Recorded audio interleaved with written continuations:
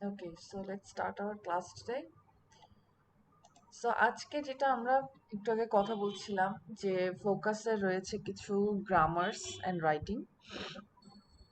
গ্রামারের বিষয়টা যেটা হয় যে গ্রামারটা আমরা অ্যাকচুয়ালি সেই ছোটবেলায় লাস্ট করে আসি। হ্যাঁ, ধরেন স্কুল লাইফ পর্যন্ত আমাদের মোটামুটি গ্রামারের একটা অ্যাক্টিভিটিস থাকে, ক্লাসেস হয়, হোমওয়ার্কস হয়, এক্সামস হয়, এইসব। বাট স্কুলের পরে আমরা যখন কলেজে উঠি তখন কিন্তু গ্রামার নিয়ে আমাদের পড়াশোনাটা ওই পর্যন্তই দেখা যায় যে আস্তে আস্তে আস্তে আস্তে করে ছেড়ে আসতে থাকে। আমরা কলেজ উঠে গ্রামারটা কিরকম পড়ি যে আমরা শুধু প্র্যাকটিস করি যে এক্সামে যেন ভালো করতে পারি, আমরা শুধু সেভাবে প্র্যাকটিস করি। বাট গ্রামারের জিনিসটা ধরে ধরে শেখানোটা এটা কিন্তু আর হয়ে ওঠে না ওইভাবে।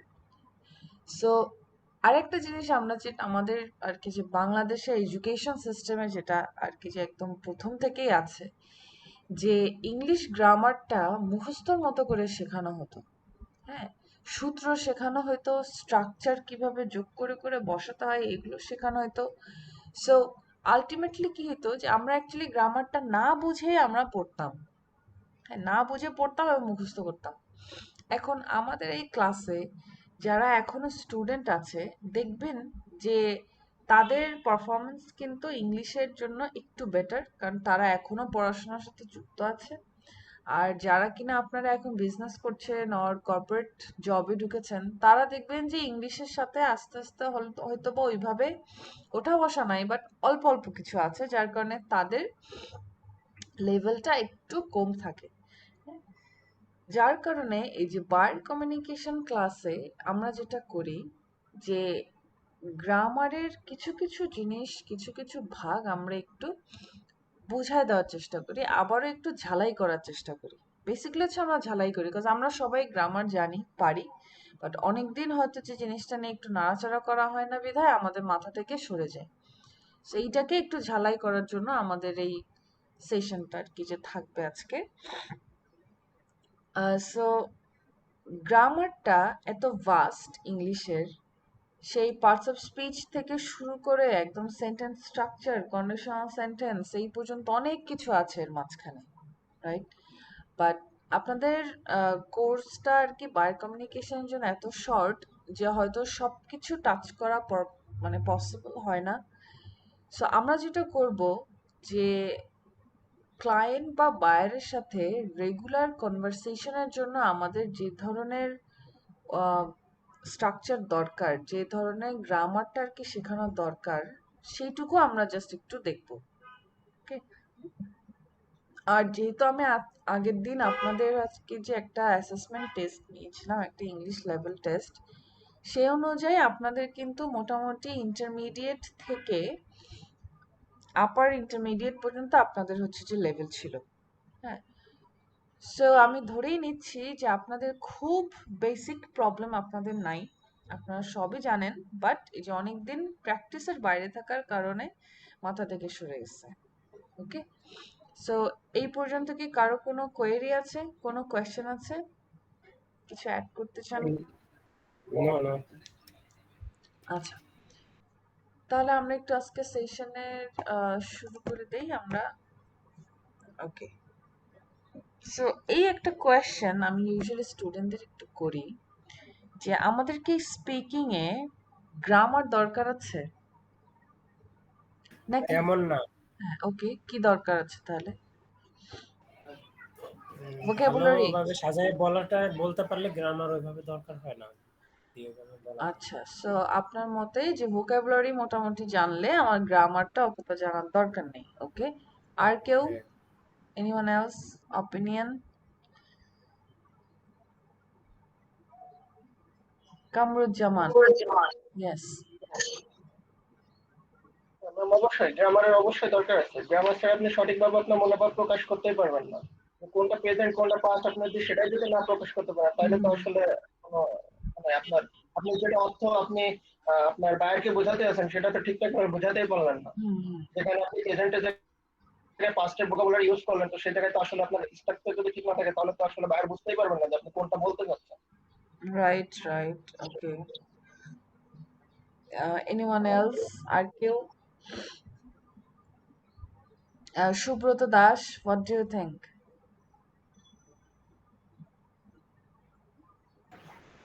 জি আপু, দুইটাই লাগবে, গ্রামার প্লাস ভোকাবুলারি দুইটাই লাগবে তো। দুইটাই লাগবে।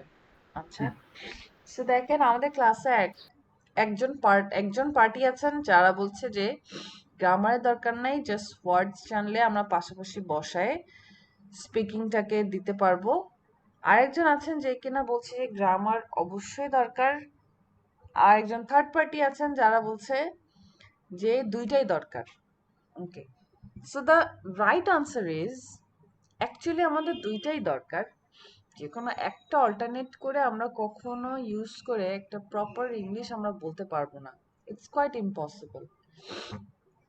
কারণ আমি যদি শুধুমাত্র ভোক্যাবুলারি দিয়ে বলতে চাই, তাহলে যে কামরুজ্জামান ভাই যেটা বললেন যে আমাদের এক্সপ্রেশনটা, আমাদের ফিলিংটা আমরা পুরাপুরি এক্সপ্রেস করতে পারবো না, কিছু কিছু বলতে পারবো, বাট সাজায় হয়তো যে বলতে পারবো না যে অ্যাকচুয়ালি আমরা কি চাচ্ছি।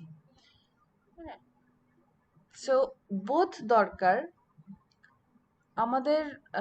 বায়ারদের সাথে আপনারা কথা বলতে বলতে দেখবেন যে আপনারা যখন খুবই বিগিনার লেভেলে আর কি যে শুরু করবেন কাজটা, আপনাদের গ্রামারটা জানা খুবই দরকার হবে। হ্যাঁ, কারণ আপনাদের এই লেখালেখির উপরে আপনারা কিভাবে একজনের সাথে কমিউনিকেশন করতে পারছেন, তাকে কথা বলে আপনার কাজটা বুঝাতে পারছেন, বা আপনি কি কি পারেন সেইটা তাকে বলে বুঝাতে পারছেন, এটা কিন্তু যে অনেক বড় ব্যাপার। তা আমি এমনও দেখেছি অনেক সেলার যারা কিনা এখন অনেক লেভেলড আপ হয়ে গেছে, যাদের এক্সপিরিয়েন্স অনেক, রিভিউজ অনেক, স্টার্স অনেক পেয়ে গেছে। এই ধরনের সেলারদের এখন হয় কি যে তারা আসলে এতটাই প্রতিষ্ঠিত হয়ে গেছে মার্কেট প্লেসে যে তাদেরকে বাইরের কাছে অ্যাপ্রোচ করতে হয় খুবই কম। হ্যাঁ, বায়াররা তাদের কাছে আসে যে আমি আপনার এই গ্রিকটা দেখছি, এই কাজের এক্সাম্পল দেখছি, আপনি আমার এই কাজটা করে দিতে পারবেন কিনা। হ্যাঁ, ভাইস ভার্সা দেখেন, কারণ আপনারা যখন স্টার্ট করবেন তখন আপনাদের ওই বাইরের পিছনে পিছনে ঘুরতে হবে যে আমাকে কাজ দেন, আমাকে কাজ দেন, আমি এটা করে দিতে পারবো, সেটা করে দিতে পারবো। বাট যখন লেভেল আপ হয়ে যাচ্ছে তখন কিন্তু তারা আপনাদের পিছে ঘুরবে। আর দেখা যাবে যে তখন আপনার হাতে এত কাজ যে আপনি হয়তো সব বায়ারের কাছ থেকে রিকোয়েস্ট নিতেও পারবেন না। হ্যাঁ, সব বাইরের কাজ করেও দিতে পারবেন না। সো যেটা আমি বলতে চাচ্ছি যে যখন আপনি একটা পজিশনে চলে যান, এবং আমি যেই আর কি যে সেলারদের কথা বলছিলাম, যে একটা পজিশন পর্যন্ত চলে গেলে তারা ওই যে গ্রামার নিয়ে অতটা মাথা ব্যথা করে না। হ্যাঁ, যে কিভাবে আমি কন্ডিশনাল সেন্টেন্স লিখবো, কিভাবে আমি একটা কমপ্লেক্স সেন্টেন্স লিখবো, আমার প্রপার সাবঅর্ডিনেটিং ওয়ার্ডস আমার বসছে কিনা, ঠিক জায়গায় আমি কমা দিচ্ছি কিনা, এইগুলো তারা তো মাথা ব্যথা করে না। কারণ তাদের দরকার যত শর্টে কথা বলে কাজ আগায় নেওয়া যায়, যত তাড়াতাড়ি কাজ অ্যাসাইন্ড হবে তত তাড়াতাড়ি সে হচ্ছে ডলার কামাবে। তাদের আরেকটি নীতি থাকে এটা। হ্যাঁ, সো যেহেতু আমরা ফার্স্ট থেকে শুরু করছি তখন একটু আমরা ফোকাস দেব, তার পরবর্তীতে আপনি আর নিজের মতো করে জাস্ট শর্টকাটে অ্যান্সার দিলেও তখন সমস্যা হবে না। ওকে, আর স্পিকিং এর জন্য যেটা বলছি, যে ফাইবার এবং আপওয়ার্কে বহুত ক্লায়েন্ট আছে যারা কিনা এই যে চ্যাট করতে পছন্দ করে না। হ্যাঁ, যারা লেখালেখি তাদের কাছে মনে হয় যে ইটস ওয়েস্ট অফ টাইম। এর চেয়ে তারা কি করে, ওই যে যাদেরকে কাজ দিতে চাই সেই সেলারের সাথে একটু যোগাযোগ করে তার কন্ট্যাক্ট ইনফোটা নিয়ে নেয়, ইনফো নিয়ে কল দিয়ে বসে, একদম সোজাসুজি কল দিয়ে বসে। কল ছাড়া তাদের কাছ থেকে আপনি কাজ পাবেন না। যখনই কল দিয়ে বসবে, you have to speak in English, and whenever you are speaking in English it has to be correct. যখনই কথা বলছেন এটা কারেক্ট হতে হবে, তখন আপনার আবার গ্রামারের অবশ্যই প্রয়োজন আছে। আদারওয়াইজ আমি যদি কথা বলতে বলতে এরকম করি, তাহলে কিন্তু অলরেডি সে আমার প্রতি ইন্টারেস্ট লুজ করে ফেলবে, ইন্টারেস্ট পাবে না। তখন সেও তার মতো করে আস্তে আস্তে করে কথা শর্ট করে দিয়ে কেটে দিবে, আপনার সাথে সে কোনো কমিউনিকেশনে যাবে না। So my ultimate message is grammar is very important in speaking and writing as well. Okay. আচ্ছা, আরেকটা কোয়েশ্চেন যেটা আমি আপনাদেরকে একটু করতে চাই, যে কেউ যদি আমাকে একটু বলতে পারতেন গ্রামারের সবচেয়ে ক্ষুদ্রতম ভাগ কোনটা, এটা কি কেউ জানেন?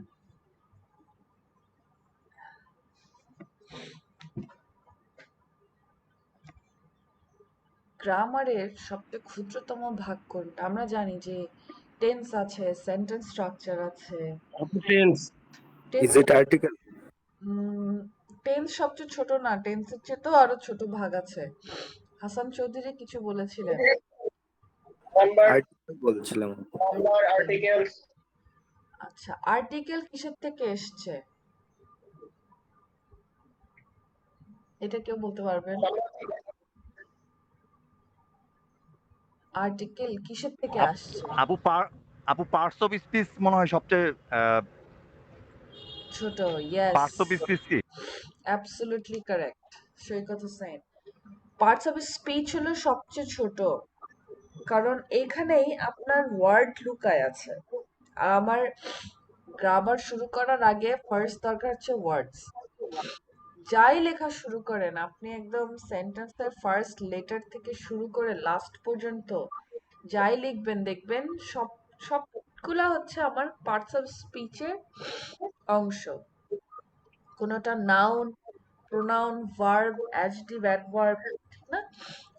ঠিক আছে, তাহলে তো সেক্ষেত্রে তো আপু আপনি ফান্ডামেন্টাল। আবার মনে করেন না আমি খুব ভালো ইংলিশ পারি, আমি কিন্তু আপু ওই দলে, বুঝছেন আপু, আমি অনেকদিন আগে এগুলো ছেড়ে আসছি, ব্যবসা করতেছি এই মুহূর্তে। No worries. জি, কামরুজ্জামান কিছু বলছিলেন। আমি বলতেছিলাম তাহলে সেক্ষেত্রে তো ফান্ডামেন্টালি আমরা বলতে পারি পার্টস অফ স্পিচ। নট যে আপনি যেটা বললেন যে শর্ট, একবারে শর্ট যেটা পার্টস অফ স্পিচের তো হিউজ মানে ডিসকাশন, এখানে দেখা যায় যে এক নাউন নিয়ে ডিসকাস করতে গেলে হিউজ পরিমাণে নাউন নো, আমি বলিনি আছে। যে লেসন শর্ট, আমি বলেছি যে গ্রামারের সবচেয়ে ক্ষুদ্রতম অংশ কোনটা। আপনি পার্টস অফ স্পিচ ছাড়া আপনি গ্রামার শুরু করতে পারবেন না।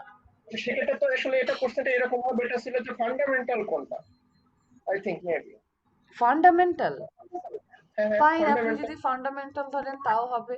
আর আপনি যদি চিন্তা করেন যে আহ, আপনি কি যখন বলে, বলছেন আমি আই থিঙ্ক ছোট। মেবি মনে করছি যে সব থেকে শর্টকাট এবং মানে কম যে অংশটা মানে গ্রামারে কাজে লাগে এরকম টাইপেরই আমি থিঙ্কিং। আচ্ছা এই জন্য দেখেন, ফান্ডামেন্টালের দিকে যদি আপনি আবার যান, আপনি পার্টস অফ স্পিচ জানলেও আপনি যদি টেন্স না জানেন আপনি কোনো সেন্টেন্স লিখতে পারবেন না। সো গুরুত্বপূর্ণ বিষয় যদি চলে যাই তাহলে টেন্স হচ্ছে সবচেয়ে ফান্ডামেন্টাল, কারণ ওটা ছাড়া আপনি একটা সেন্টেন্স লিখতে পারবেন না। আপনি আপনার ঠিক মতো এক্সপ্রেস দিতে পারবেন না যে আপনি কি কোন সময়টা নিয়ে কথা বলছেন, এখন নাকি কালকের নাকি পরের দিনের। হ্যাঁ, সো ওই সেন্স আমরা যাব না। সো আজকে আমরা এখন যেটা করব, যে আপনারা জানেন পার্টস অফ স্পিচ কি জিনিস, জাস্ট আমরা একটু চোখ দিয়ে দেখে যাব। হ্যাঁ, যে আবার একটু একটু রিমাইন্ড করার জন্য। সো দেখেন এখানে যেটা আছে যে পার্টস অফ স্পিচ কি আছে, যে 8টা ভাগ, যে noun, pronoun, verb, adverb, adjective, conjunction, preposition and interjection. এখন এই প্রত্যেকটার কিন্তু আলাদা আলাদা ফাংশন আছে। এরা আলাদাভাবে সেন্টেন্সে বসে, আলাদাভাবে এরা কাজ করে। হ্যাঁ, সো এখানে যেটা আছে যে আপনাদের এখানে একটা শর্ট পোয়েমের মতো আছে, যে এক একটা নাউন অ্যাকচুয়ালি কি এক্সপ্রেস করে, আর একটা করে দুই থেকে তিনটা করে হচ্ছে যে example. So what you have to do, just একটু চোখ বোলায় যান, দেখেন যে কোথাও বুঝতে সমস্যা হচ্ছে কিনা। If there is a problem I'll discuss. আমার ইন্টারজেকশনের অ্যাডজেক্টিভ এখানে এবং কোশ্চেন আছে। অ্যাডজেক্টিভ এবং অ্যাডভার্ব। ইন্টারজেকশন এটা বুঝিনি। ইন্টারজ্যাকশন যেটা করে, যেখানে বলছে ইন্টারজ্যাকশন ক্রাইজ আউট, ক্রাইজ আউট বলতে বোঝায় যে ও তার এক্সপ্রেশনটা, ফিলিংসটাকে এক্সপ্রেস করে। সব ইন্টারজ্যাকশন কি করে, আমাদের ফিলিংসটাকে এক্সপ্রেস করে। আর এখানে বলছে যে an exclamation point must follow me, মানে আপনাদের এখানে এই যে সিম্বলটা আছে, এই সিম্বলটা সবসময় আমার ইন্টারজ্যাকশনে বসবে। যেমন হেই জ্যাক, আপনি কিন্তু তাকে ডাকছেন, আপনার এক্সপ্রেশনটাকে আপনার ফিলিংসটাকে এক্সপ্রেস করছেন, এটাই হচ্ছে যে আমার ইন্টারজ্যাকশন। এখানে যে হেই, এই হেই কথাটা হচ্ছে আমার ইন্টারজ্যাকশন। ওকে, আর কারো জি বুঝতে পারছি। আপু অ্যাডভার্ব আর অ্যাডজেক্টিভ। অ্যাডভার্ব আর অ্যাডজেক্টিভ। আচ্ছা, অ্যাডজেক্টিভ যেটা করে যে অ্যাডজেক্টিভ হচ্ছে যে কোনো বস্তুকে ডিসক্রাইব করে। ধরেন যে আপনার সামনে যে আপনার মোবাইলটা আপনার পাশে আছে, মোবাইলটা কেমন, আপনি যদি এই কোশ্চেনটা করেন তাহলে আপনার অ্যাডজেক্টিভ বের হয়ে যাবে। যেমন আপনি যদি বলেন যে my mobile is very smart, আর my mobile is very good, it functions very well. So এই যে গুড যে কথাটা আপনি বলছেন, এটা দিয়ে কিন্তু আপনি ডিসক্রাইব করছেন যে আপনার প্রোডাক্টটা কেমন। সো আপু আপনার, নাউন রিলেটেড করে দিলে আরেকটু ভালো হবে না? যদি নাউনকে রিলেটেড করে দেন, নাউনের দোষ গুণ অবস্থা এটা রিলেট করলে ভালো হবে কিনা আপু? হ্যাঁ আমি তো আসছি যে বস্তু যখনই আসছে তার মানে সেটা হচ্ছে আমার নাউন। এটা আর তো আলাদা করে বলার কিছু নাই। এখন নাউন আপনার বস্তু হতে পারে, নাউন আপনার কোনো পার্সন হতে পারে। সো যে কোনো বস্তু বা কোনো মানুষের যদি আপনি অবস্থাটাকে বোঝাতে চান যে সে কেমন বা এটা কিভাবে কাজ করে, সেটাই হচ্ছে যে আমার অ্যাডজেক্টিভ। আর আপু এটা কি নাউন প্রোনাউনের দোষ গুণ? হ্যাঁ হ্যাঁ, দোষ গুণ অবস্থানটা বোঝাতে আমরা অ্যাডজেক্টিভ ব্যবহার করি। জি জি। আচ্ছা, এরপরে কি আছে যে অ্যাডভার্ব। অ্যাডভার্ব বলছে হচ্ছে হাউ থিংস আর ডান, মানে একটা কাজ আপনার কিভাবে হচ্ছে সেইটাকে বোঝাচ্ছে হচ্ছে যে অ্যাডভার্ব। এখন সেই কাজটা আপনার অবশ্যই নাউন, এটা আমরা জানি যে যে কোনো আর কি যে আহ, জিনিস যদি আপনি ব্যাখ্যা করতে যান, so প্রথমে আপনার নাউনই আসতেছে। সো একজন মানুষ বা একজন বস্তু কিভাবে কাজ করছে সেইটা হচ্ছে যে আমার অ্যাডভার্ব বলে দিবে। হ্যাঁ, যেমন কুইকলি, স্লোলি, ব্যাডলি, যে এই কাজটা খুবই ভালো, ভালোভাবে চলছে। আপনি বলছেন যে কিভাবে চলছে, ভালোভাবে চলছে, তার মানে this this job is going very well. So এখানে এই যে ভেরি ওয়েল, এইটা হচ্ছে যে আপনার অ্যাডভার্ব। ওকে, আর কারো কোনো কোশ্চেন আছে? বুঝতে পেরেছেন?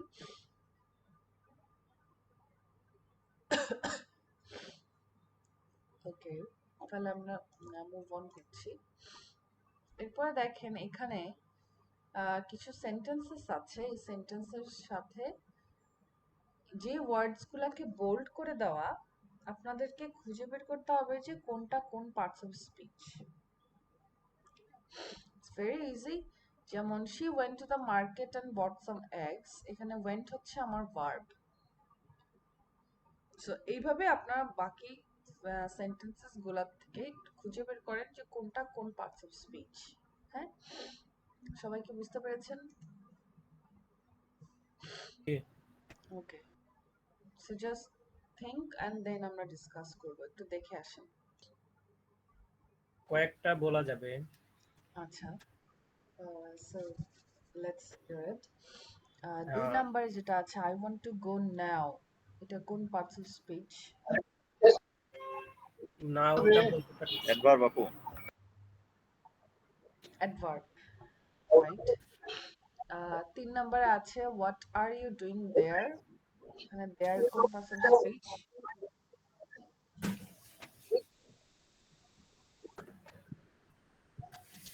কেউ কি বলতে পারবেন? দেয়ার, এটাও অ্যাডভার্ব। এটাও অ্যাডভার্ব।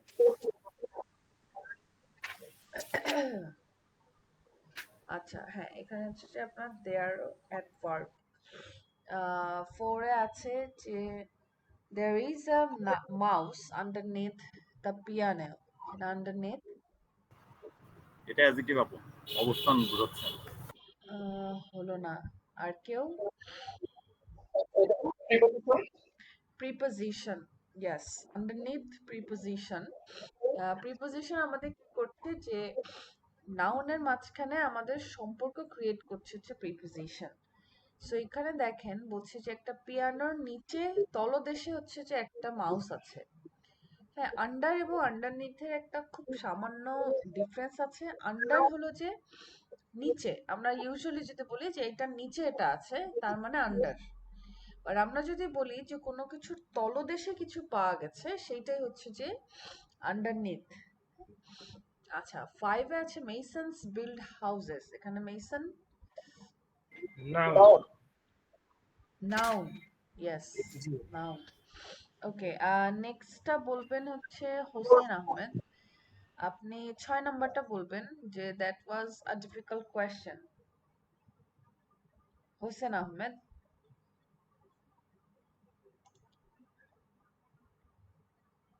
ক্লাসে নাই।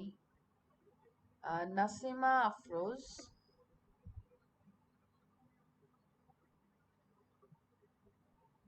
নাসিমা আফরোজ। নাইম ইসলাম।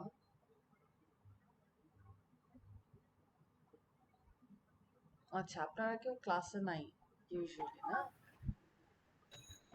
আপনারা জাস্ট লগ ইন করে চলে গেছেন। Okay, আমি আপনাদের ফার্স্ট ক্লাসে বলেছিলাম কিনা জানি না, বাট ক্লাসে জাস্ট রেসপন্স না করলে আমি কিন্তু আসলে অ্যাটেন্ডেন্সটা দিতে পারবো না। সো পরে আমাকে মেইল করেও মেসেজ করেও লাভ হবে না, হ্যাঁ?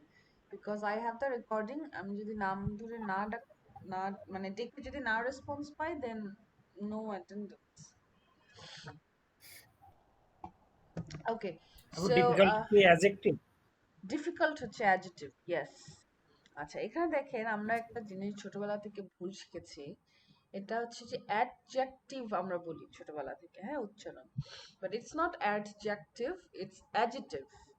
এখানে ডি আর সিটা উচ্চারণ হয় না, ইটস অ্যাডজেক্টিভ। জি আপু। হ্যাঁ, ওকে। সো 7 এ আছে she was very impressed with her results. এখানে ভেরিটা কোন parts of speech? Adverb. Adverb, very good. 8 এ আছে the policeman didn't run fast enough to catch the thief. এখানে ফাস্ট, এটাও অ্যাডভার্ব। এখানে একটা একটা ঝামেলা অ্যাডজেক্টিভ আছে। এটা। এখানে হচ্ছে যে আমার এটা হচ্ছে যে অ্যাডজেক্টিভ। ধরেন আমার একটা ওয়ার্ড, এখানে অ্যাডভার্ব এবং অ্যাডজেক্টিভ ইউজ করার একটা ছোট আর কি যে রুল আছে। অনেকগুলো রুল আছে, তার মধ্যে থেকে একটা হচ্ছে যখন আমার একটা ওয়ার্ড ভার্বকে মডিফাই করছে তখন হচ্ছে সেটা আমার অ্যাডজেক্টিভ। আর যখন আমার একটা ওয়ার্ড নাউনকে মডিফাই করছে তখন হচ্ছে সেটা আমার অ্যাডভার্ব। তাহলে এখানে দেখেন, এখানে আমার মেইন ফোকাস কোথায়, যে তারা দৌড়াচ্ছিল সেটা হচ্ছে ফোকাস। তাহলে পুলিশম্যান অতটা জোরে দৌড়াচ্ছিল না যে সে থিফকে হচ্ছে যে ক্যাচ করতে পারবে। সো আমার মেইন ফোকাস হচ্ছে আমার রান। সো রানটাকে মডিফাই করে বলছে যে এটা ফাস্ট দৌড়াচ্ছিল নাকি slow. So that is Y here in this sentence verb is an adjective. ওকে, 9 এ যদি আসি, have we bought enough chairs? এখানে enough কোন পার্টস অফ স্পিচ? ফিরোজ মিয়া ক্লাসে আছেন?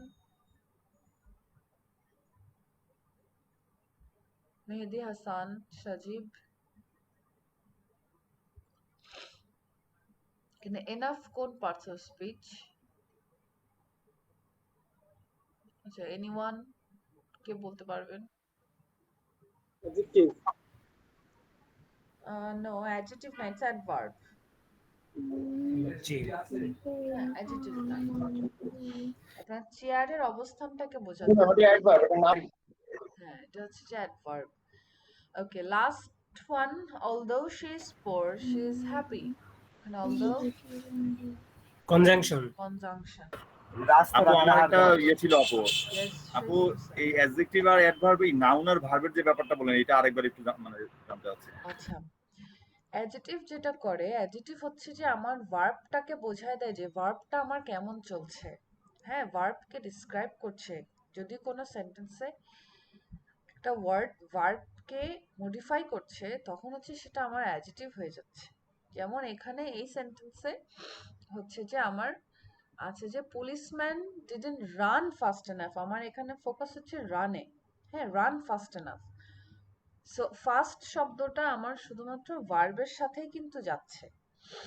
সো এটা হচ্ছে যে এই যে কারণে আমার অ্যাডজেক্টিভ। এবার আমি যদি আপনাদেরকে একটা এক্সাম্পল দিয়ে দেখাই, ওকে একটু ওয়েট করবেন। আপু নাউনের সাথে রিলেশনটা কার বললেন? নাউনের সাথে রিলেশনটা কার বললেন? ওকে, নাউনের সাথে রিলেশন হচ্ছে আপনার অ্যাডভার্বের। দেখেন আমি একটা যদি এক্সাম্পল দিই, the train is very fast, okay, বা দ্য ট্রেন ইজ ফাস্ট। আমি যদি এই কথাটা বলি, তখন আমার এই ফাস্ট কথাটা কাকে বোঝাচ্ছে? আমার ট্রেনটাকে বোঝাচ্ছে, ট্রেনের স্পিডটাকে বোঝাচ্ছে। সেটা আমার নাউন হয়ে যাচ্ছে, ট্রেন ইজ আ নাউন। এই ওই সেন্টেন্সে আমার ফার্স্ট হচ্ছে অ্যাডভার্ব। সৈকত হোসেন, বুঝতে পেরেছেন? জি আপু, নাউনের সাথে অ্যাডভার্ব আর ভার্বের সাথে অ্যাডজেক্টিভ, এই তো? ইয়েস, ওকে। জি আপু, ক্লিয়ার। আচ্ছা, তাহলে এখানে কারোর যদি কোনো প্রবলেম না থাকে আমরা একটু মুভ অন করছি। এবার আসি টেন্সে, যে যে ফান্ডামেন্টাল আর ইম্পর্টেন্ট যে পার্টটার কথা বলছি, যে যেই গ্রামারের যে তাহলে আগের স্লাইডটা আপনার যে অ্যানাপটা তো অ্যাডভার্ব হবে, ওটা তো চেয়ার নাউনকে মডিফাই করছে না? এনাফ তো আমার অ্যাডভার্বই ছিল, আমার নাউনকে মডিফাই ও আচ্ছা করেছে যে। হ্যাঁ, জি জি ঠিক আছে, থ্যাঙ্কস। ওকে। আচ্ছা, এবার আসি আমরা টেন্সে। টেন্সের তো আমরা জানি যে টেন্সের অনেক প্রকারভেদ আছে, কিন্তু আমাদের ইউজুয়ালি ডেইলি কনভারসেশনের জন্য আপনারা ক্লায়েন্ট বা বায়ারের সাথে যখন কনভারসেশন করবেন, তখন আমাদের এই যে এই পার্টসগুলাই ইউজুয়ালি বেশি ইউজ হয়। যেমন প্রেজেন্ট টেন্সের simple continuous perfect and past টেন্সের সিম্পল অ্যান্ড কন্টিনিউয়াস। এমন না যে অন্যগুলো ইউজ হয় না, ইউজ হয়, বাট এই পার্টসগুলো সব সময় আর কি ইউজ হয়, একটু বেশি ইউজ হয়। হ্যাঁ, তো যার কারণে এইগুলাতে আর কি আমরা একটু ফোকাস করব। এবার আমি ক্লাসে ফার্স্টে যেটা বলছিলাম যে আমরা গ্রামারের আসলে রুলস গুলাকে মুখস্থ করেছি এতদিনে। হ্যাঁ, আমরা স্ট্রাকচার আমরা শুধু মুখস্থ করতাম যে এটার পরে এটা বসবে, ওটার পরে এটা বসবে, কিন্তু বোঝার চেষ্টা করতাম না যেটা কেন বসবে এভাবে। হ্যাঁ, তো আমরা এখন একটু আসলে আপু অনেক জায়গায় এভাবেই মানে মুখস্থ করা হতো, বুঝাই দিত না যে রাইট। বুঝাই দিলে যদি ধরাই দিত তাহলে কিন্তু এটা বেশি মাথায় থাকে, কিন্তু এটা দিত না। হ্যাঁ, এটা আসলে মুখস্থ এটা করাই তো, যে এটা যেরকম আমাদের পারে এডুকেশন সিস্টেমে সেরকম। আর কি এরকম ঢুকে আছে, হ্যাঁ, যে আমরা শুধু মুখস্থ করেছি, আমরা বোঝার চেষ্টা করি নাই হ্যাঁ, অতটা। সো এখন আমরা যেটা করব যে এখন আমরা একটু বোঝার চেষ্টা করবো, এখন আমাদের বুঝতে ইজি হবে, কারণ আমরা এখন ম্যাচিওরড, আমাদের ব্রেন এখন পুরোপুরি ম্যাচিওরড। ছোটবেলায় হয়তো যে বোঝাতে গেলে আমরা অনেক কিছু হয়তো যে ঠিক মতো ধরে উঠতে পারতাম না, বাট এখন হয়তো সেই জিনিসগুলো আরেকটু তাড়াতাড়ি আর কি যে গ্রাস্প করতে পারবো। হ্যাঁ, সো আমরা তাহলে দেরি না করে একটু এই পার্টস গুলাতে চলে যাই। দেখেন এখানে বলেছে যে use of tense in different situation. তো আমাদের কাজ হবে হচ্ছে যে সিচুয়েশন গুলাকে বোঝা, যে কোন সিচুয়েশনে আমার কোন টেন্সটা বসছে। হ্যাঁ, আচ্ছা, সো এখন আমার আসছে ফার্স্টে প্রেজেন্ট সিম্পল। প্রেজেন্ট সিম্পলটা এরা বলছে যে তিনটা সিচুয়েশনে বসে। প্রথম সিচুয়েশন কি, যে হ্যাবিট।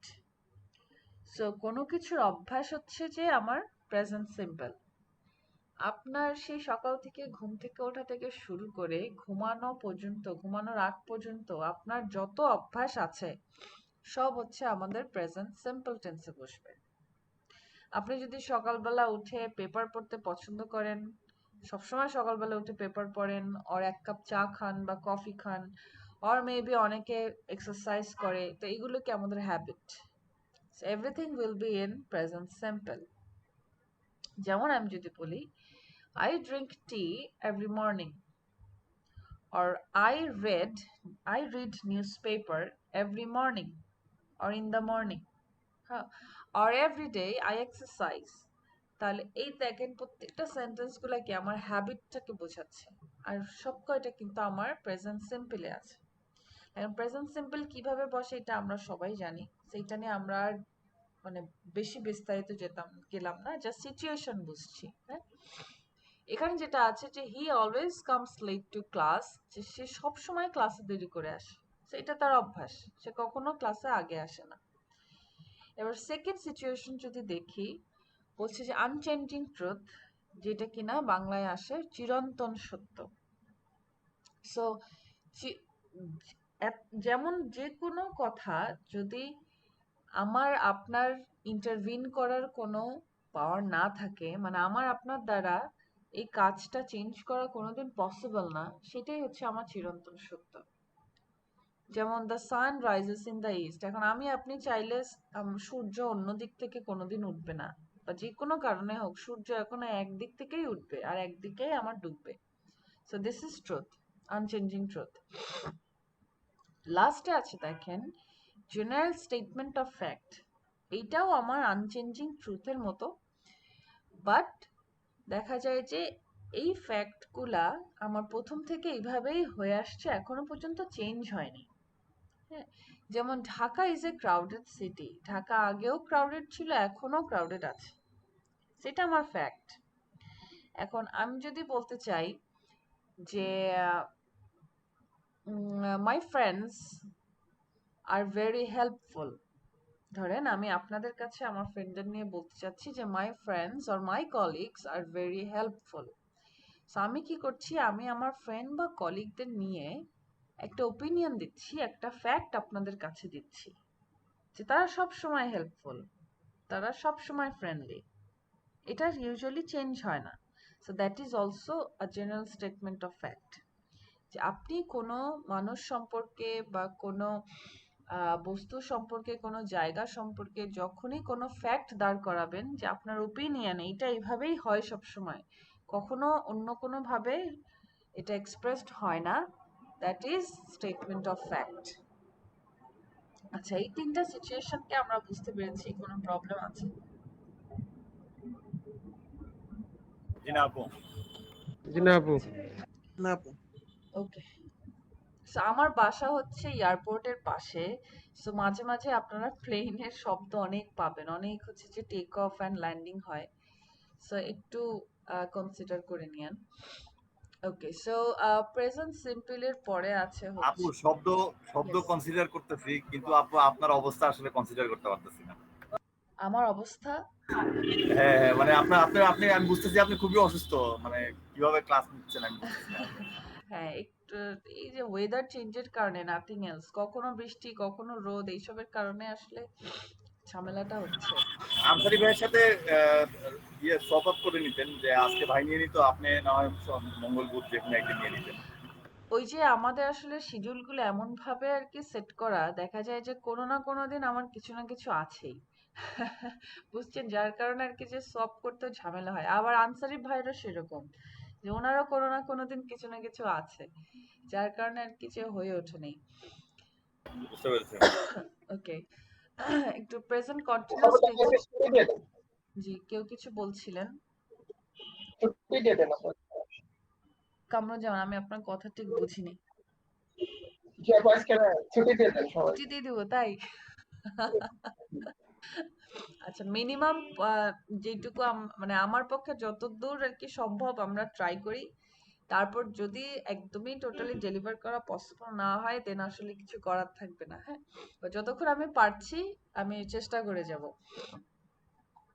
ওকে, সো কন্টিনিউয়াস টেন্সটা যদি একটু দেখি, কন্টিনিউয়াস টেন্স আমরা ইউজুয়ালি জানি কি, যে কোনো কাজ যেটা আমার চলমান সেটাই হচ্ছে কন্টিনিউয়াস টেন্স। আচ্ছা, চলমান কথাটা মানে কন্টিনিউয়াস টেন্স। এবার আসি চলমানটা কোন সময়। এখানে বলছে দেখেন, when an activity is in progress now at the moment of speaking. So এই মুহূর্তে, এই যে এখন বাজে কটা, 9টা 54। সো 9টা 54-তে যত কিছু হচ্ছে সবকিছুই কেমন একটা প্রগ্রেসে। যেমন I am taking your class, এই কাজটাকে আমার প্রগ্রেসে, and you are attending this class, ওইটাও কিন্তু আমার প্রগ্রেসে। সো যে কোনো কাজ আমার এই মুহূর্তে যখন চলমান থাকছে, এটা এখনো পর্যন্ত শেষ হয়নি কাজটা, that is present continuous tense. Okay, আচ্ছা, সেকেন্ড সিচুয়েশন কি বলছে, যে when an activity is temporary, বলছে কোনো একটা কাজ যেটা ক্ষণস্থায়ী, সেটাও আমার আবার প্রেজেন্ট কন্টিনিউয়াস টেন্স বোঝায়। যেমন এখানে যে এক্সাম্পলটা আছে, যে he is taking 16 credits this semester, এখন সেমিস্টার বলতে আমরা বুঝি যে কোনো সেমিস্টার আছে 4 মান্থসের, কোনো সেমিস্টার আছে আমাদের 6 মান্থসের। তাহলে এটা কি আমার একটা টাইম পিরিয়ডের ভেতরে না, যে 4 মাস ধরে একটা কাজ চলবে আর 6 মাস ধরে একটা কাজ চলবে। তাহলে সেই কাজটা কি আমার ওই যে 4 মাসের মধ্যে চলমান বা ওই 6 মাসের মধ্যে চলমান? তো দেখেন, চলমান যখনই আসছে তখনই কি আমার প্রেজেন্ট কন্টিনিউয়াস টেন্স। যেমন আমি যদি বলি যে he is taking 16 credits this semester, তার মানে এই সেমিস্টারে সে 16টা ক্রেডিট নিয়েছে। এখন এটা মানেই বোঝাচ্ছে যে এই সেমিস্টার তার এখনো শেষ হয়নি, এটা চলছে। বা আমি যদি এখন বলি যে আই হ্যাভ বিন সিক, হ্যাঁ, আমি যদি বলি যে I have been sick this this whole week, এখন এই যে বিন কথাটা, এটাও কিন্তু আমার প্রেজেন্ট কন্টিনিউয়াস টেন্সকেই কিন্তু এক্সপ্রেস করে। আমি জানি যে বিন কথাটা পারফেক্টেও আসে, বাট ওই সেন্টেন্সের কনটেক্সটে আমার হচ্ছে যে কন্টিনিউয়াস টেন্স চলে আসছে। এবার দেখেন বলছে থার্ডে যে when an activity is developing and changing, একটা কাজ যেটা দিন দিন পরিবর্তন হচ্ছে সেটাও হচ্ছে যে আমার প্রেজেন্ট কন্টিনিউয়াস টেন্স। মানে ওটা আমার একটা পরিবর্তনের ভেতরে আছে, একটা প্রসেসে আছে, এটা দিন দিন চেঞ্জ হচ্ছে, এটা এখনো চেঞ্জ হওয়া শেষ হয়নি, এটা আমার প্রেজেন্ট কন্টিনিউয়াস টেন্স। যেমন she is understanding English more and more. আর নিচে দেখে আমাদের প্রেজেন্ট কন্টিনিউয়াস এর একটা ছোট কথা লেখা আছে যে ইউজুয়ালি আমরা কিভাবে কন্টিনিউয়াস টেন্সটাকে এক্সপ্রেস করি, যে বি ভার্বটা থাকবে, মানে আমার প্রেজেন্টের এম ইজ আর থাকবে, আর হচ্ছে ভার্বের সাথে আইএনজি। ওকে, কারণ আপু সুজন রাম ভাই আনমিউট হয়ে গেছে সম্ভবত। আচ্ছা, ঠিক আছে আপু এখন। ওকে ওকে, আচ্ছা।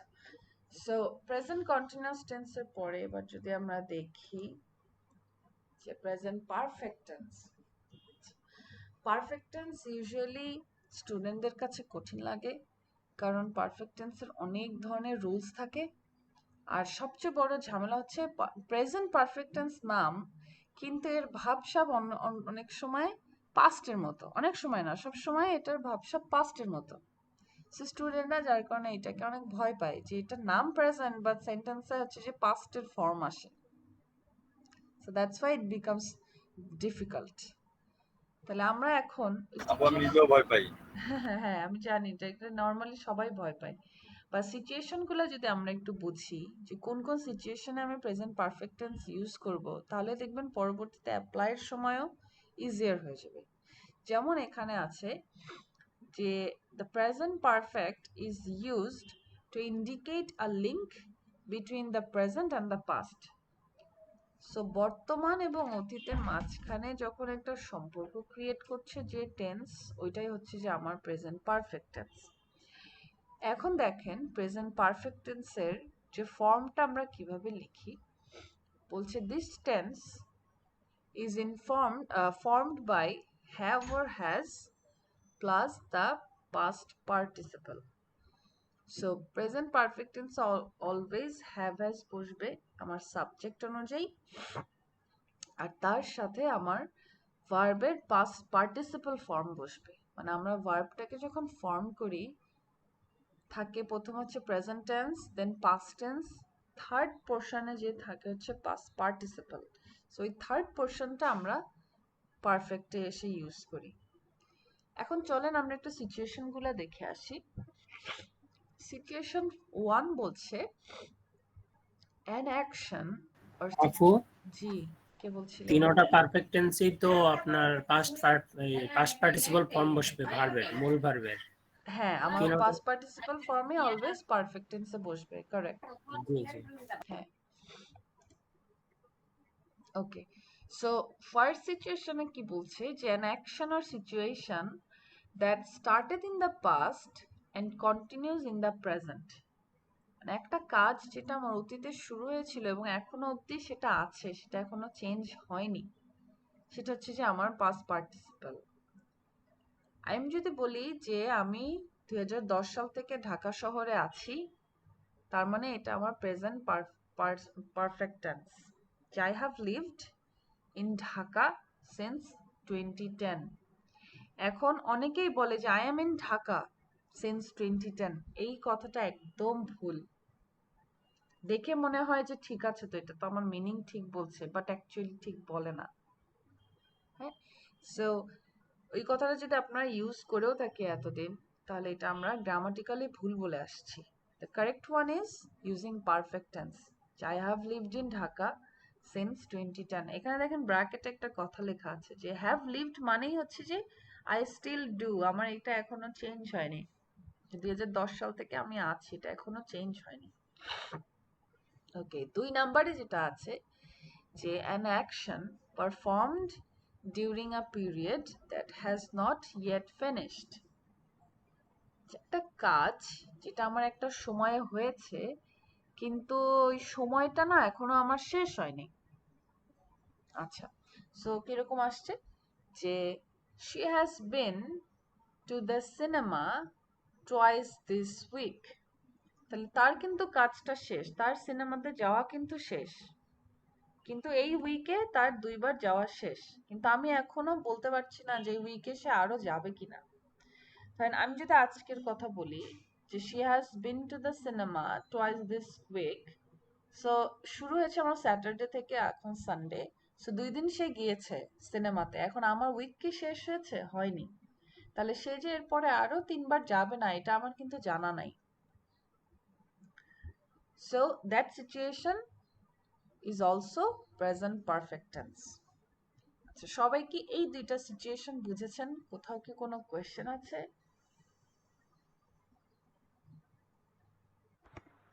দাদা 2 নাম্বার তার একটু বলেন।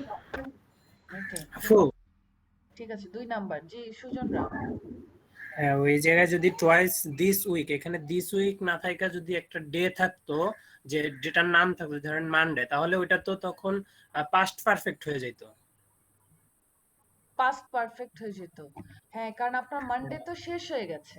হ্যাঁ, শেষ হয়ে গেছে, বাট ওই দিনই আমি 2বার গিয়েছিলাম। হ্যাঁ, তাহলে আমার অবশ্যই মানডে পাস্ট পারফেক্ট দিস আসবে। Week yes. বলছে, তাহলে এই উইকটা এখনো চলমান আছে। হ্যাঁ, মানে আমার আর দিস সময়টাকে হচ্ছে যে আমি ফোকাস করছি যে সময়টা আমার শেষ হয়েছে কি হয়নি।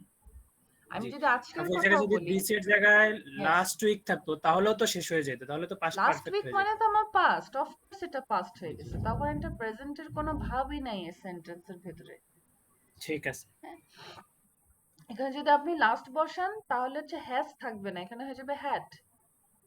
হ্যাঁ, আচ্ছা, ধরেন যে আমি আজকের কথা বলছি, যে আমি বলতে চাচ্ছি যে সে আজকে 2বার হচ্ছে যে মার্কেটে গিয়েছে। আমি যদি বলি she has been to the market twice today, or today she has been to the market twice। তার মানে আজকের দিনটা আমার এখনো শেষ হয়নি, আর সে অলরেডি 2বার মার্কেটে গিয়েছে। তো আমি এখনো জানি না যে দিন শেষ হতে হতে সে আবার যাবে কিনা। সো মেইন ফোকাসটা আমার রাখতে হবে হচ্ছে যে সময়তে, যে আমার সময়টা যদি ওভার হয়ে চলে যায় তাহলে সেটা হচ্ছে পাস্ট, নিঃসন্দেহে পাস্ট, কারণ সেটা চলে গিয়েছে। আর এই সময়টা যদি আমার এখনো শেষ না হয়, তার মানেই হচ্ছে এটা আমার প্রেজেন্ট পারফেক্ট টেন্স। আর চিংলা মং, আপনি কি বুঝতে পেরেছেন? সময়টা খেয়াল রাখবেন, যে সময় যদি আমার শেষ হয়ে যায়। ম্যাম হ্যাজ বিন থাকলে এটাও কি প্রেজেন্ট পারফেক্ট হবে? হ্যাঁ হ্যাঁ, এখানে হচ্ছে যে আপনার বিন কথাটা হচ্ছে মেইন ভার্বের পাস্ট পার্টিসিপল, মানে আমার যে বি ভার্বটা আছে না, ওইটার পাস্ট পার্টিসিপল ফর্ম, এটা মেইন ভার্ব হিসেবে এখানে ফাংশন করছে।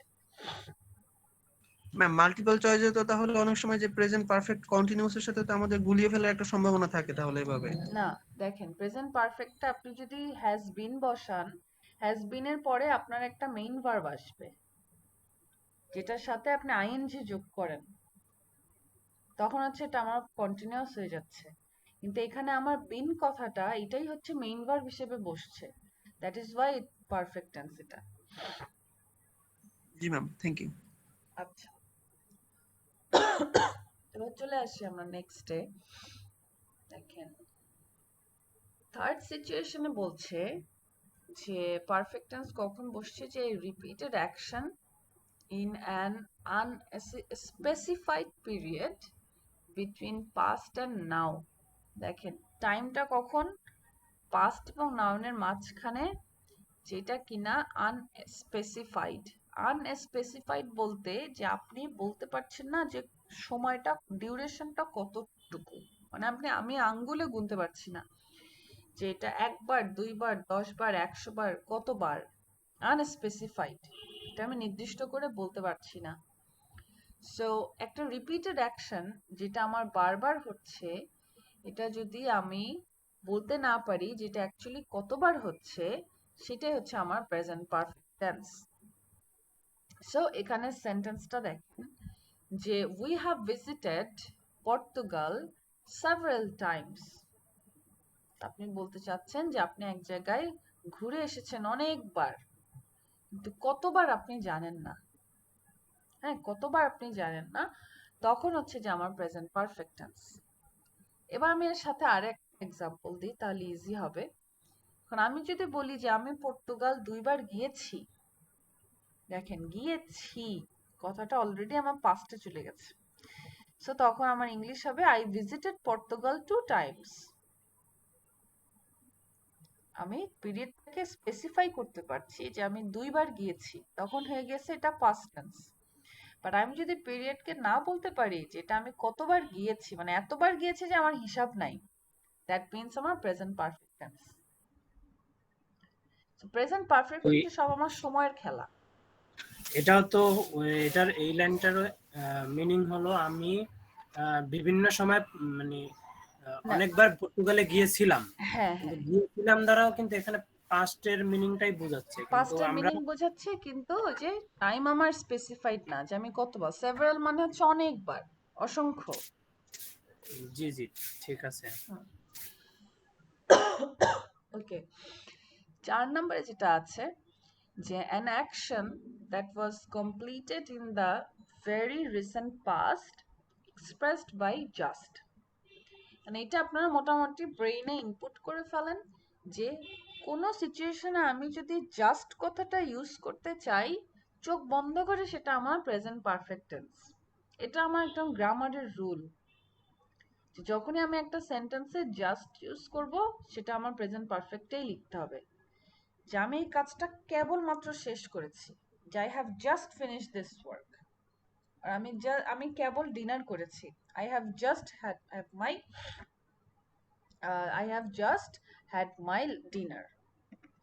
সো জাস্ট কথাটা যখনই হচ্ছে তখন দেখবেন প্রেজেন্ট পারফেক্ট টেন্স। আপনি প্রেজেন্ট পারফেক্ট ছাড়া জাস্ট সেন্টেন্সে ইউজ করতে পারছি না। ওকে, সো 3 আর 4 কি সবার ক্লিয়ার? কারো কোয়েশ্চেন আছে? ক্লিয়ার। ওকে, 5 নম্বরে যেটা আছে যে an action when the time is not important. So আমি বলতে চাচ্ছি যে একটা কাজ হয়েছে, কিন্তু কোন সময় হয়েছে এটা আমার জানার খুব একটা প্রয়োজন নাই। মানে এখানে টাইমটা খুব একটা ফ্যাক্ট করছে না যে আমি কখন কাজটা করেছি, তখন আমি আবার প্রেজেন্ট পারফেক্ট টেন্স ইউজ করব। যেমন এখানে বলছে he has read war and piece.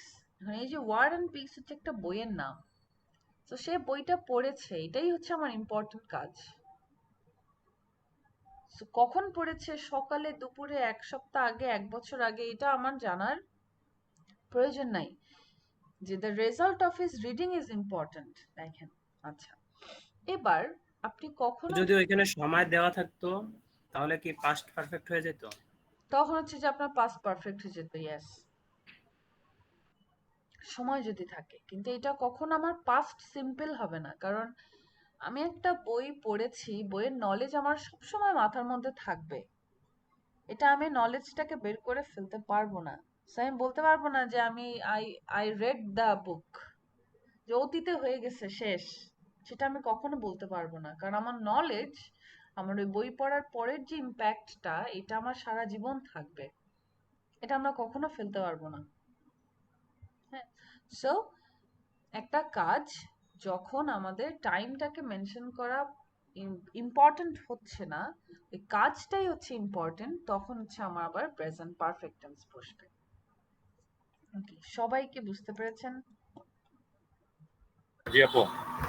সালে Ahmed, are you in the class? আপনি কি বুঝতে পেরেছেন? জি, আমি ক্লাসে আছি, বুঝতে পারছি। বুঝতে পেরেছেন? কোনো কোয়েশ্চেন আছে কোথাও? আমার মাঝখানে একটু বিদ্যুৎ সংযোগ বিচ্ছিন্ন হয়ে গিয়েছিল, আমি একটু মিস করেছি। এটা পরে আমি ভিডিও দেখে ঠিক করে নেব। ওকে ওকে, ঠিক আছে। আচ্ছা, সো প্রেজেন্ট পারফেক্ট টেন্সটা আশা করি যে এরপর থেকে আপনাদের আর প্রবলেম হবে না। যা সিচুয়েশন গুলো একটু বোঝার চেষ্টা করবেন যে এখন কোন সিচুয়েশন চলছে, তাহলেই হচ্ছে যে আপনি ইজিলি পারফেক্ট টেন্সটা ইউজ করতে পারবেন। হ্যাঁ, যে সিচুয়েশনটাকে ক্লিয়ার করতে হবে। ওকে, আমরা তাহলে নেক্সটে চলে যাই। সো প্রেজেন্ট পারফেক্ট পর্যন্ত আমাদের এই পর্যন্ত আমরা তিনটা পার্ট দেখেছি, simple, present simple, continuous and perfect. এবারে প্রেজেন্ট টেন্সের উপরে আমরা একটা ছোট্ট অ্যাক্টিভিটি করতে চাচ্ছি। অ্যাক্টিভিটিটা খুবই ইজি, আমি জাস্ট আপনাদের একটু বুঝিয়ে দেব, দেখবেন যে ইজি লাগবে।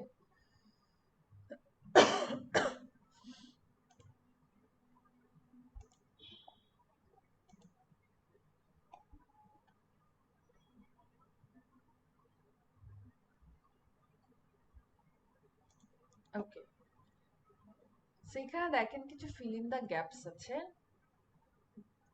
সব হচ্ছে আমাদের প্রেজেন্ট টেন্সে। কি কি করতে হবে? Simple and progressive. সিম্পল তো আমরা জানি, প্রগ্রেসিভ কি জিনিস? প্রগ্রেসিভ হচ্ছে কন্টিনিউয়াস এর একটা ফেন্সি নাম, নাথিং এলস। প্রগ্রেসিভ মানে এটা না যে খুব নতুন কিছু আসছে। প্রগ্রেসিভ হচ্ছে যে আমার কন্টিনিউয়াস এর আরেকটা নাম। সো এখানে যেটা বলছি ইনস্ট্রাকশন, যে complete the sentences with the correct form of present tense. আপনার সেন্টেন্স পড়ে বুঝতে হবে যে কোন ফর্মটা এখানে বসবে, যে সিম্পল নাকি যে প্রগ্রেসিভ মানে কন্টিনিউয়াস। সো আমি একটা করে দিব আপনাদের, বাকিগুলো আপনারা একটু দেখবেন। এক একটা গ্যাপের জন্য এক একটা ওয়ার্ড। সো ফার্স্ট গ্যাপের জন্য ফার্স্ট ওয়ার্ড, সেকেন্ড গ্যাপের জন্য সেকেন্ড ওয়ার্ড, এইভাবেই আছে। So it will be easier for you. এখন দেখেন এখানে যদি দেখি যে Jeremy usually dash to school by bus, but today his dad dash him. So first অংশটুকু যদি দেখি সেন্টেন্সের এই পর্যন্ত ইউজুয়ালি আছে, তার মানে কি সে সব সময় প্রায় যায়, তো তার মানে এটা তার একটা হ্যাবিটের মতো, প্রেজেন্ট সিম্পল টেন্স। তাহলে এখানে কি বসতে পারে? গোস। গোজ, ইয়েস, কারণ আমার সাবজেক্ট আছে হচ্ছে third person singular number, so এরপরে একটা ইএস যোগ হবে। So Jeremy goes to school by bus, but today his dad dash him. Today মানে আমার একটা কাজ যেটা চলমান, আজকের কথা ইজ বলছি। Driving. Is driving, very good.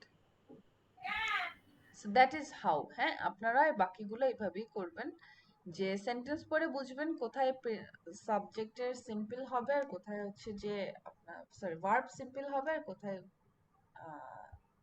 Continuous হবে। সো ডু ওয়ান থিং, আমি এটাকে একটু জুম করে দেই। ওকে, জুম করে যদি এই পর্যন্ত রাখি, আপনারা দেখেন 2 থেকে 14 পর্যন্ত দেখা যাচ্ছে। আপনারা এই কয়টাই হচ্ছে যে ফিল আপ করবেন এখন। ওকে, 2 to 14 এটা আপনারা নিজেদের মতো করে জাস্ট কোথাও যদি নোট করতে চান করেন, পরবর্তীতে আমি যখন যাকে জিজ্ঞেস করব সে একটু অ্যান্সার দিলে হচ্ছে। ওকে, সবাই কি ক্লিয়ার ইনস্ট্রাকশন কি করতে হবে? জি আপু। জি। অলরাইট, কারো কি হয়েছে কাজ? না আপু। বাকিদের কি অবস্থা? শের আলী, মিতু, নাইম ইসলাম, আপু মিঠু, কি অবস্থা? জাপু জাপু ট্রাই করতেছি, চেষ্টা করতেছি, প্রায় শেষ। জি আপু প্রায় ট্রাই শেষ। করছি। ওকে, তাড়াতাড়ি শেষ করেন, তারপর আমরা এগুলো মিলিয়ে নিব। আপনি এর আগে কই ছিলেন? আপু আমার বাসায় একটু প্রবলেম, তো এজন্য আমি রেসপন্স করতে পারিনি। আচ্ছা, কাজটা করছেন? না আপু, আমি কাজটা করছি না।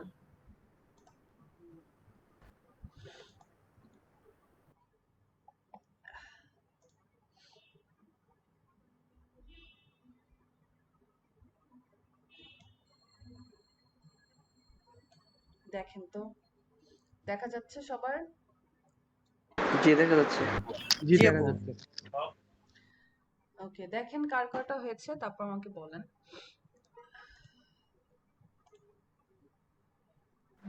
7টা। 4, 4, 7, 7। আচ্ছা। 7, 7। হাসান চৌধুরী, হাসান চৌধুরী, মতন হয়েছে। 7। ওকে। কামরুজ্জামান, কামরুজ্জামান সোহাগ, ছিলাম এই জন্য আসলে করতে পারি না এখন, আমি একটু এখনো করতে পারেননি? আচ্ছা। আমার ভার্সিটি অ্যাসাইনমেন্টটা কমপ্লিট না না আমি একটু ভার্সিটি অ্যাসাইনমেন্ট করতেছিলাম, তো এটা ড্রপ করতে হবে আজকে। এখন একটু হোসেন আহমেদ, 6টা হয়েছে ম্যাম। 6। নাইম ইসলাম, 8টার মতো। 8টার মতো। সালে আহমেদ, 8টা। 8টা। আপু হচ্ছে মানে কি আমি বুঝি নাই। মানে আপনার কয়টা মানে কি হয়েছে, কারেক্ট হয়েছে কয়টা? কারেক্ট অ্যান্সার কি দেওয়া আছে? আপনি স্ক্রিনে তাকান, আমি তো কারেক্ট আনসার দিয়ে দিচ্ছি। উম, গ্যাপের আচ্ছা আনসার গুলো আচ্ছা। লেখা। ও আমি হচ্ছে একটু গ্রামে আসছি, তো আমি ঠিকঠাক আজকে একদম থাকতে পারতেছি না আচ্ছা রুমে, আচ্ছা, এই জন্য ঠিক আছে, আপনি ডিসকানেক্ট হচ্ছে দেখতে প্রায়। থাকেন। হ্যাঁ। শিহাব উদ্দিন, 9টা হয়েছে। 9। সৈকত হোসেন, আপু মাত্র 3টা, হাই অবস্থা হাই, খুবই কি খারাপ। বলেন? সুব্রত দাস, 5টা আপু মাত্র। 5। সুজন রাম, 10টা। 10টা। আচ্ছা, একজনের হয়েছে 10, একজনের হচ্ছে 12, আর সবারই মোটামুটি 5-6 এর ভেতরে।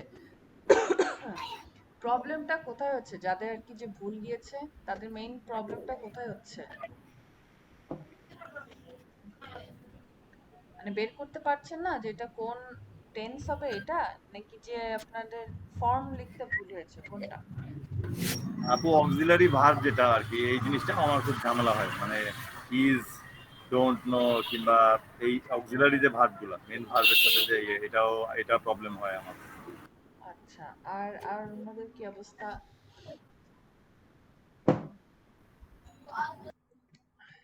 আসলে এখন যেটা হয়েছে যে আপনাদের কোর্সটা যে বললাম না, যে এমন ভাবে ডিজাইন করা যে আমি চাইলেও দেখা যায় যে গ্রামারের অত ডেপথে আমি যেতে পারছি না। হ্যাঁ, কারণ আমার টাইম খুব লিমিটেড, এবং আমার আপনাদেরকে অনেক কিছু আরো শেখাতে হবে। আরো যে 2টা ক্লাস আছে, সে 2টা ক্লাসে আমরা মার্কেট প্লেস নিয়ে কাজ করব। হ্যাঁ, মার্কেট প্লেসের লেখালেখি নিয়ে কাজ করব। তো যার কারণে হয় কি, যে যে লিমিটেড টাইমের কারণে যে একদম বি ভার্ব থেকে শুরু করা আমার জন্য খুবই ডিফিকাল্ট। তো ওইটুকু আর কি আপনাদের নিজেদের থেকে একটু দেখে নিতে হবে, আর বাকিটুকু আমি দেখাই দিব। আচ্ছা, সো এইটা শেষ হয়ে গেলে আমরা আবার নেক্সটে ফোকাস করি, মুভ অন করছি আমরা আমাদের লেসনে। ওকে, পাস্ট টেন্স নিয়ে আমরা এখন দেখবো একটু। Past simple. সো অন্যান্য টেন্স গুলার মধ্যে মতোই আর কি পাস্ট সিম্পলও দেখেন এরা 2টা সিচুয়েশনের কথা বলছে। একটা হচ্ছে completed action in the past, যে আমার অতীতে একটা কাজ পুরাপুরি শেষ, যেটা রেশ বর্তমানে নাই, সেটাই হচ্ছে আমার পাস্ট টেন্স। সো এই যে আমরা প্রেজেন্ট পারফেক্টের সাথে যে আমরা পাস্টের যে সম্পর্কটা দেখেছি, এখানে সবসময় খেয়াল করবেন যে যতই আমাদের যত ধরনের সিচুয়েশন আমরা পড়েছি, সব জায়গায় আমার পাস্টের কোনো একটা জিনিস আমার প্রেজেন্টে এসে একটু হলেও টাচ করছে, তখন হচ্ছে আমার প্রেজেন্ট পারফেক্ট হয়ে যাচ্ছে। বাট কোনো জিনিস যেটা পাস্টে হয়েছে মানে পাস্টেই হয়েছে, এটা এখন আমার বর্তমানে কোনোভাবেই আসছে না, সেটাই হচ্ছে আমার পাস্ট সিম্পল টেন্স। সো এখানে যেটা আছে যে he was late to class yesterday. Yesterday মানে গতকাল, গতকালেরটা গতকালের শেষ, আজকে সেটা এখনো পর্যন্ত আসেনি। So that is our present simple tense. এর পরের যে সিচুয়েশনটা বলছি এটা দেখেন বলছে কি পাস্ট হ্যাবিট। সো আমরা প্রেজেন্ট সিম্পলে হ্যাবিট পড়েছি, যে আমাদের অভ্যাস যখন থাকছে সেটাই হচ্ছে যে আমাদের কি প্রেজেন্ট সিম্পলে বসছে। কিন্তু পাস্টে এসে যেটা হচ্ছে যে আমার এই যে যে অভ্যাসটা ছিল, অভ্যাসটা এটা এখন আর নাই, এটা শেষ, সেটা কি আমার পাস্টে চলে গেছে। So that is past simple. বলছে he always wrote a letter to her mother on Sunday night. So she always wrote, দেখেন সে আগে লিখতো লেটার প্রত্যেক রবিবার রাত্রে মাকে, কিন্তু এখন আর সে লিখে না, তার এই অভ্যাসটা কি চলে গেছে। That is past simple. So এখানে এই যে ওয়াজ আমার বি ভার্বটা, এই সেন্টেন্সে আমার অ্যারাইভড, অ্যান্ড এই সেন্টেন্সে হচ্ছে রোট। এই তিনটা যে ভার্ব আছে এই তিনটাই হচ্ছে যে আমাদের পাস্ট ফর্মে লেখা আছে। এইভাবেই আমরা বুঝবো যে এটা আমার past simple tense. So already এখানে একটা ফর্ম দেওয়া আছে যে কিভাবে অ্যাকচুয়ালি পাস্ট সিম্পল ক্রিয়েট হয়, যে আমার মেইন ভার্বটা আমার পাস্ট ফর্ম বসবে। ওকে, আচ্ছা। সো এরপর আমরা যাই আছে যে পাস্ট কন্টিনিউয়াস। পাস্ট কন্টিনিউয়াস যেটা বলছে যে this tense is used to refer to activities continuously in progress around a time in the past. So around a time in the past বলতে এখানে কি বোঝাচ্ছে যে পাস্ট কন্টিনিউয়াসটা যখন চলবে, মানে কি এটাও কি আমার কন্টিনিউয়াস মানে কি চলমান, ঠিক না, কিন্তু পাস্টে চলমান। সো ধরেন একটা কাজ যেটা আমার অতীতে চলমান ছিল, সো এই চলমানটাকে একটা সময়ের মধ্যে ছিল না, কারণ এটা তো পাস্ট, ওই সময়টা শেষ হয়ে তো আমরা এখন প্রেজেন্টে এসেছি, কিন্তু একটা নির্দিষ্ট সময় একটা কাজ কি আমার চলমান ছিল। সো পাস্ট কন্টিনিউয়াস বোঝাতে গেলে সব সময় আমাদের একটা টাইম বলতে হবে যেটা কিনা ফিক্সড থাকবে, সেই ফিক্সড টাইমের ভেতরে আমার একটা কাজ চলছে, ঘুরছে। That is past continuous. এক্সাম্পলটা দেখি ক্লিয়ার হবে, যে they were eating when the taxi arrived। তাহলে এই সেন্টেন্সে আমার চলমান কাজ কোনটুকু? They are খাওয়া। eating up. they are eating, right। তাদের যে খাওয়া দাওয়াটা চলছিল, কোন সময় চলছিল? যখন ট্যাক্সিটা এসছে। এখন ক্লাসে কে এন্টার করছে? হুসাইন আহমেদ। হুসাইন আহমেদ, আপনি এতক্ষণ পরে ক্লাসে এসেছেন। আমি তো ছিলাম, আমার নেট একটু প্রবলেম করতেছে। ও ওকে, আচ্ছা। সো এখানে যেটা বলছে কি যে আমার একটা কাজ যেটা চলছিল, যে ট্যাক্সিটা এসে যখন দাঁড়িয়েছিল তারা খাচ্ছিল। সো আমার ট্যাক্সি এসে দাঁড়ায় আছে, আমার ওই টাইমটা কি আমার ফিক্সড, দাঁড়িয়ে আছে তারা, এবং ওই টাইমে তারা কি করছিল? খাচ্ছিল। সো দেখেন দুইটা ঘটনা আমার পাশাপাশি অবশ্যই থাকছে, সাইমালটেনিয়াসলি আমার দুইটা ঘটনা থাকছে, একটা ফিক্স থাকছে এবং ওই ফিক্স টাইমের ভেতরে আমার একটা কাজ চলছে। এভাবে হচ্ছে যে আমরা পাস্ট কন্টিনিউয়াস টেন্সটাকে বোঝাবো। ওকে, সো পাস্ট কন্টিনিউয়াস টেন্স আমরা সেন্টেন্সে কিভাবে বসাই? যে ওয়াজ আর ওয়ার বসাই এবং তার সাথে ভার্বের আইএনজিটা বসাই। ওকে, এইভাবেই হচ্ছে যে আমরা পাস্ট কন্টিনিউয়াস টেন্সটাকে ইউজ করি।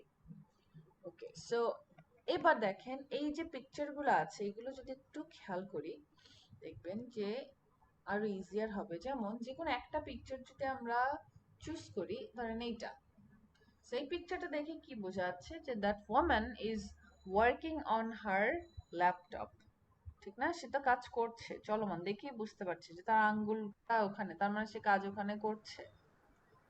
তাহলে কখন কাজ করছিল এটাকে আমরা বলতে পারবো না, যে সে কোন টাইমে কাজ করছিল, যেটাই হোক, হতে পারে যে সে অফিস আওয়ারে কাজ করছে, এমন হতে পারে যে সে অফিস আওয়ারের বাইরে বাসায় বসে কাজ করছে। সো টাইম আমার একটা আছেই, যে টাইমের ভিতরে সে হচ্ছে কাজ করছিল। ওকে, সো এইখানে দেখেন একটা সেন্টেন্স দেওয়া আছে, বলছে যে এই টাইমটা হচ্ছে যে আমার ফিক্সড, এবার এই টাইমের সাথে আমার এই কাজগুলো চলমান ছিল। তাহলে এক্সাম্পল যদি দেখি, যে when I arrived home she was working on her laptop। So, আমি যখন বাসায় এসেছি তখন দেখছি যে সে কাজ করছে। So, আমি বাসায় এসেছি, এবার কাজ ওই সিচুয়েশনটা আমার ফিক্স, ওই টাইমটা আমার জন্য ফিক্সড। ওই টাইমে আমি কি দেখছি তাকে, যে সে তার ল্যাপটপে কাজ করছে। আবার যদি দেখি ঠিক নিচের পিকচারটা, যে when I arrived home, ধরেন এনার একটা নাম আমরা দিয়ে দিলাম Bob. So Bob was cleaning his car. আমি এসে দেখি যে সেও তার নিজের গাড়িটা পরিষ্কার করছে। বব তার গাড়ি পরিষ্কার করছে, আমি এসে দেখি সে পরিষ্কার করছে। সো আমি এসে দেখি হচ্ছে এই কাজটা আমার স্টিল, এবং সে যে পরিষ্কার করছিল এটা তার চলমান প্রগ্রেস, এই কন্টিনিউয়াস টেন্স। সেইভাবে হচ্ছে আমরা পাস্ট কন্টিনিউয়াস টেন্সটাকে বোঝাবো। সো সবাই কি ক্লিয়ার? কার কি কোনো কোয়েশ্চেন আছে? Any question? আপু আমি জিনিসটা একটু মানে ক্লিয়ার করি। ব্যাপারটা এরকম যে একটা একটা একটা কাজের অবস্থা ফিক্সড, হ্যাঁ আর আরেকটা চলমান। হ্যাঁ যেটা চলমান এইটা পাস্ট কন্টিনিউয়াস টেন্স, এই তো? হ্যাঁ হ্যাঁ, একটা টাইম ফিক্সড এবং সেই টাইমের ভেতরে আমার একটা কাজ চলছে, সেটাই হচ্ছে পাস্ট কন্টিনিউয়াস। জি আপু।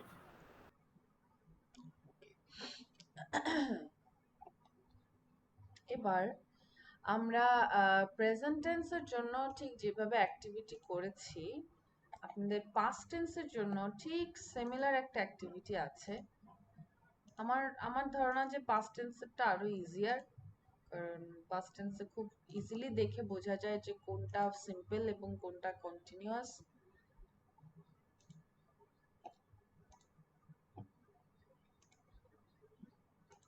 ওকে, এখানেও আপনার ইনস্ট্রাকশন সব সেম, যে আপনার সিম্পল এবং প্রগ্রেসিভ মানে কন্টিনিউয়াস করতে হবে সেন্টেন্সগুলোকে।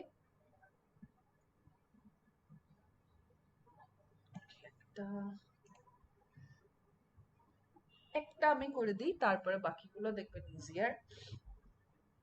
এখানে দেখেন, Mrs Smith dash pass the house in the sunset street when she dash fire on the ground floor. তাহলে আমার যেহেতু দুইটা গ্যাপ আছে, তার মানে আমার একটা হচ্ছে সিম্পল হবে, একটা হচ্ছে কন্টিনিউয়াস হবে। তাহলে কি এখন এই সেন্টেন্স আমার খুঁজে বের করতে হবে যে কোন টাইমটা আমার, কোন কাজটা ফিক্সড এবং কোন কাজটা আমার চলমান ছিল। তাহলে কেউ কি বলতে পারবেন যে ফার্স্ট গ্যাপে আমার কি বসতে পারে?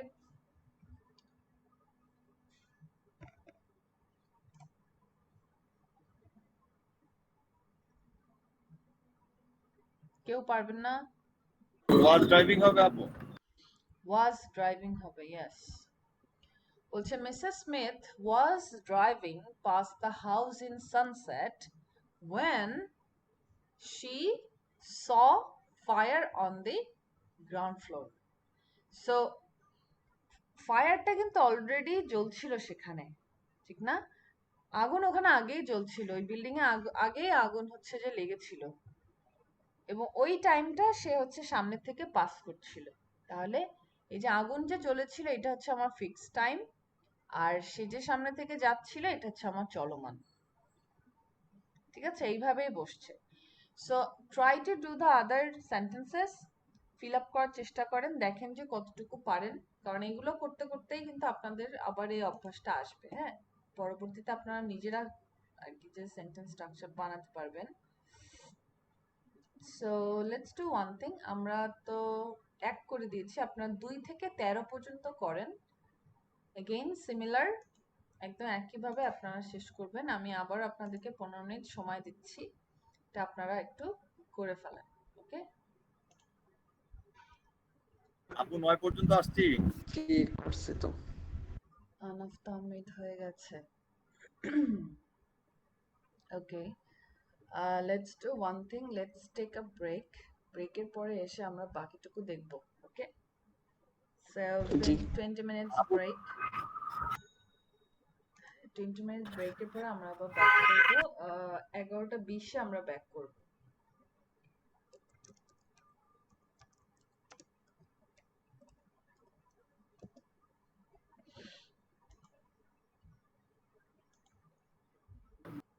সেগুলোর অ্যান্সার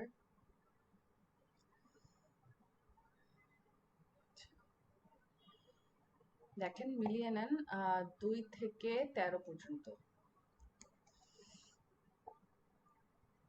জি ম্যাম। সিচুয়েশন বোঝা যায়। সিচুয়েশন বোঝা যায়। Right, okay, that's good.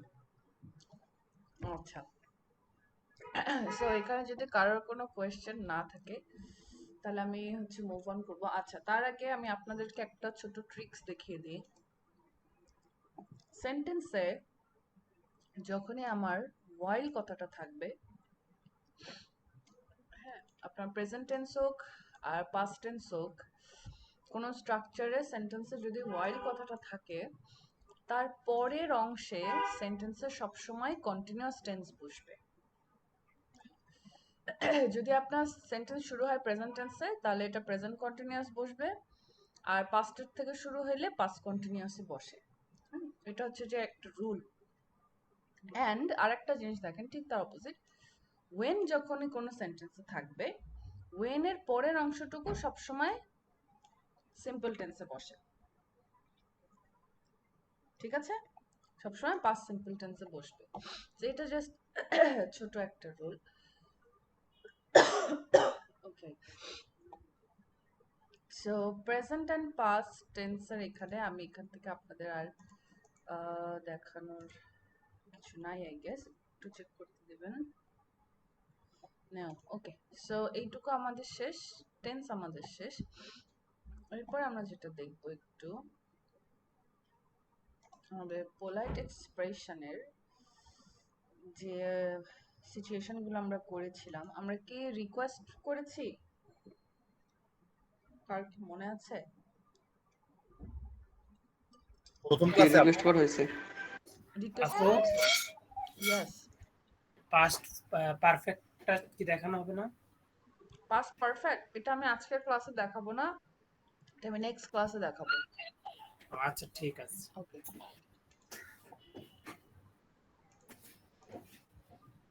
আচ্ছা দেখেন তো এই এই স্লাইডটা কি আপনাদের হয়েছিল? জি হয়েছিল। রিকোয়েস্ট হয়েছে না, অফার হয়েছে? জি। অফারও হয়েছে। ইন্টারাপ্টিং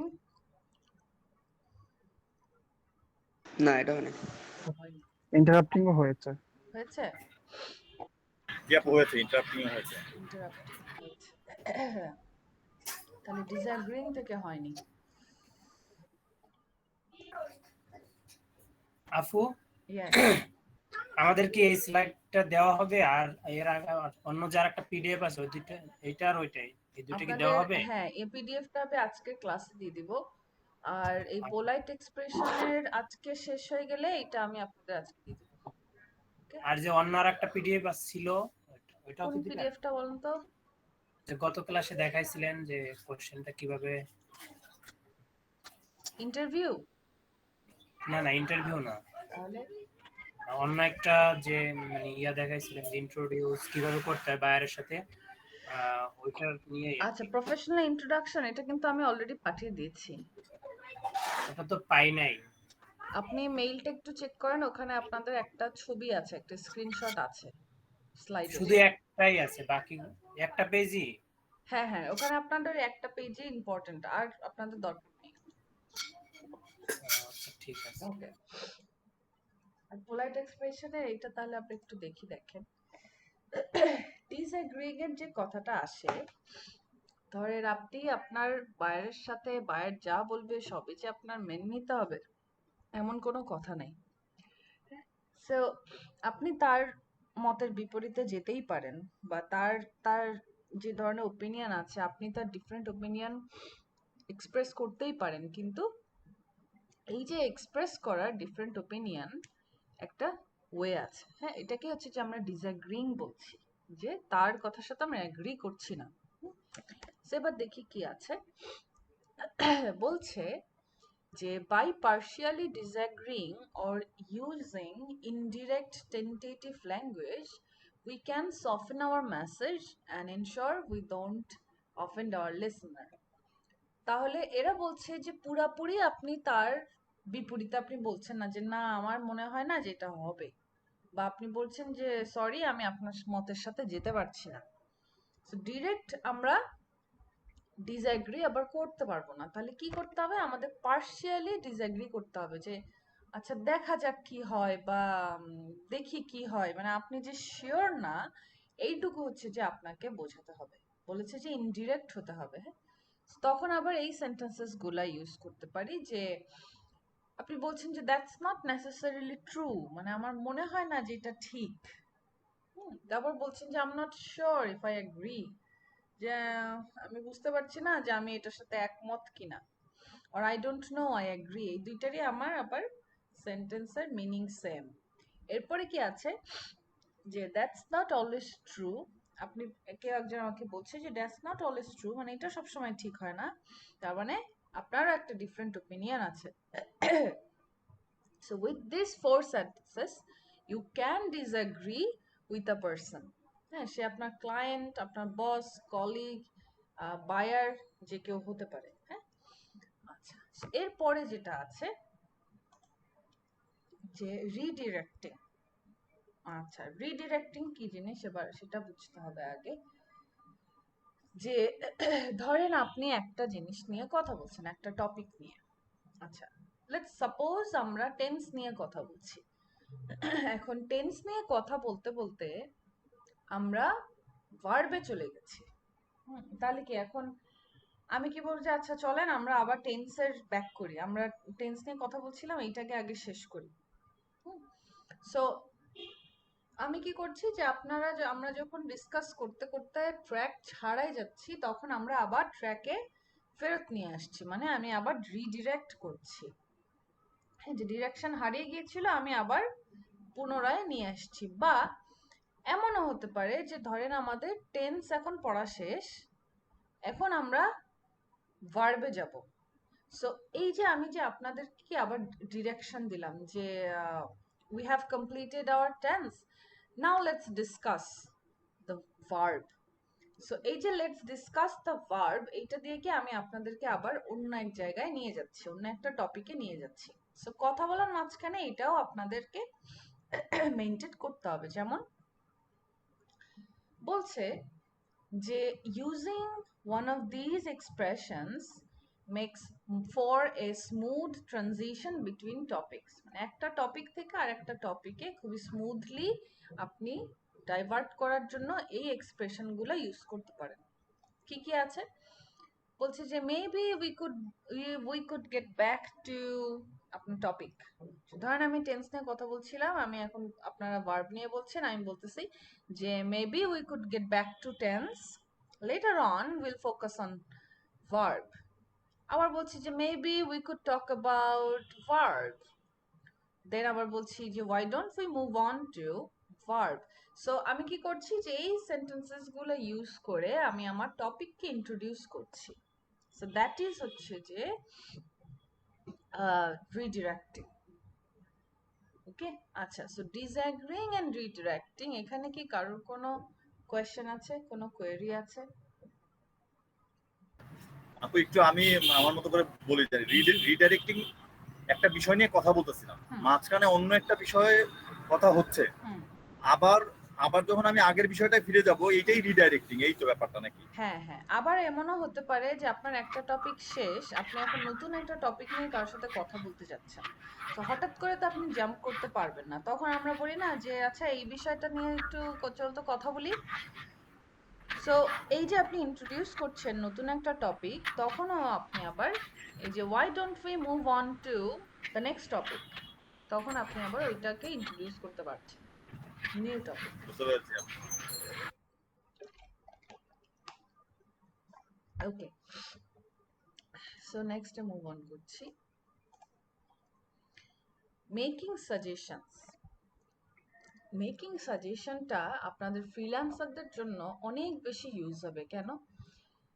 ধরেন যে বায়াররা ইউজুয়ালি যেটা করে, সাপোজ আমি একজন বায়ার, আমার মেবি একটা অনলাইন পেজ আছে, এখন আমি অনলাইন পেজের জন্য আমি হচ্ছে যে সোশ্যাল মিডিয়া মার্কেটিং করতে চাই। সো সাপোজ আমি ফেসবুকটাকে চুজ করলাম, আমি হচ্ছে যে একজন ফ্রিল্যান্সার আর কি যে চাই এটা বলে আমি একটা রিকোয়েস্ট দিলাম ফাইবারে যে I want a digital marketer who can help me to Facebook market. আচ্ছা, সো আমার বিজনেসটাকে আমি ফেসবুক মার্কেটে ইন্ট্রোডিউস করতে চাচ্ছি। ধরেন আমি বায়ার হিসেবে আমার মনে হচ্ছে যে ফেসবুক মার্কেটিংটাই আমার জন্য বেস্ট হবে। এখন আপনি সেলার, ডিজিটাল মার্কেটিং সম্পর্কে ডেপথ নলেজ আপনার আছে, একজন সেলারের আছে, একজন বায়ারের কিন্তু সবসময় থাকে না। তাহলে এই সকল সময়ে একজন সেলার করে কি, যে সে নতুন নতুন ওয়ে সাজেস্ট করে বায়ারকে, যে এমন একটা ওয়ে আছে, যদি আপনি চান তাহলে এটা নিয়েও আমরা কাজ করতে পারি। So you are suggesting a new way, you are advising একজনকে। সো তখনও কিন্তু যে আমার একটা ওয়ে আছে, আপনি ডিরেক্ট বলতে পারবেন না যে আপনি ধরেন যে সাজেস্ট করতে চাচ্ছেন যে বায়ারকে যে ফেসবুক মার্কেটিং এর পাশাপাশি আপনি যদি ইনস্টাগ্রাম মার্কেটিংও করেন তাহলে আপনার বিজনেসের রিচ অনেক ভালো পাবে, আপনার অডিয়েন্স টাকে বেশি ধরতে পারবেন। ধরেন আপনি এইটাকে যে সাজেস্ট করতে চাচ্ছেন, সো আপনি ডিরেক্ট আপনি বলতে পারবেন না যে let's do Instagram marketing as well. হ্যাঁ, তার মানে কি যে আপনি স্টেট করে দিচ্ছেন, বায়ারে তো অফেন্ডেড ফিল করবে যে আমি তো ফেসবুক চাচ্ছি, সে আমার হঠাৎ করে কেন বলতেছে যে এখন ইনস্টাগ্রাম করতে হবে। সো এই ক্ষেত্রে কি করছেন যে আপনি সাজেস্ট করছেন যে if you don't mind we could do Instagram marketing as well, it would help your business to grow further. হ্যাঁ, আপনি এইভাবে যে সাজেস্ট করছেন। সো আপনার ওই সেন্টেন্স দেখে তখন যে বায়ার হয়তো যে চিন্তা করবে, আচ্ছা তাহলে কি করা যায় কি করা যায় না, সেই বেস করে আপনাকে একটা অ্যান্সার দিবে। So you are not forcing your opinion on that buyer, আপনি কি করছেন, সাজেশন দিচ্ছেন, আপনি ফোর্স করছেন না। হ্যাঁ, আপনি সাজেশন দিচ্ছেন। তখন আমরা আবার এই সেন্টেন্সেস গুলো ইউজ করতে পারি। আমরা বাদ দেব কি উই শুড, আপনারা বলছে we should focus on Instagram marketing. So এই উই শুড এইটাকে যে আমরা ইউজ করব না, এটাকে আমরা যে বাদ দিব। বাদ দিয়ে আমরা এই সকল সেন্টেন্সেস গুলো ইউজ করব।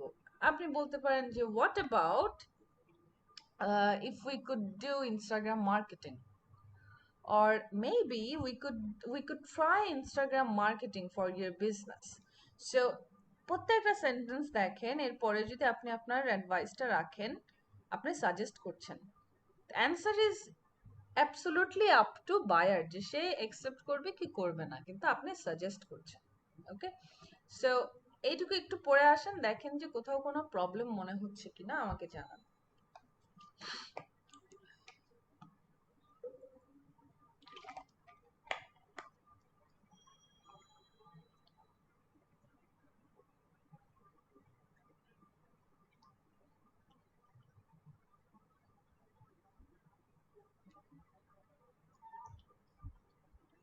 কোন সেন্টেন্সে কি কনফিউশন আছে?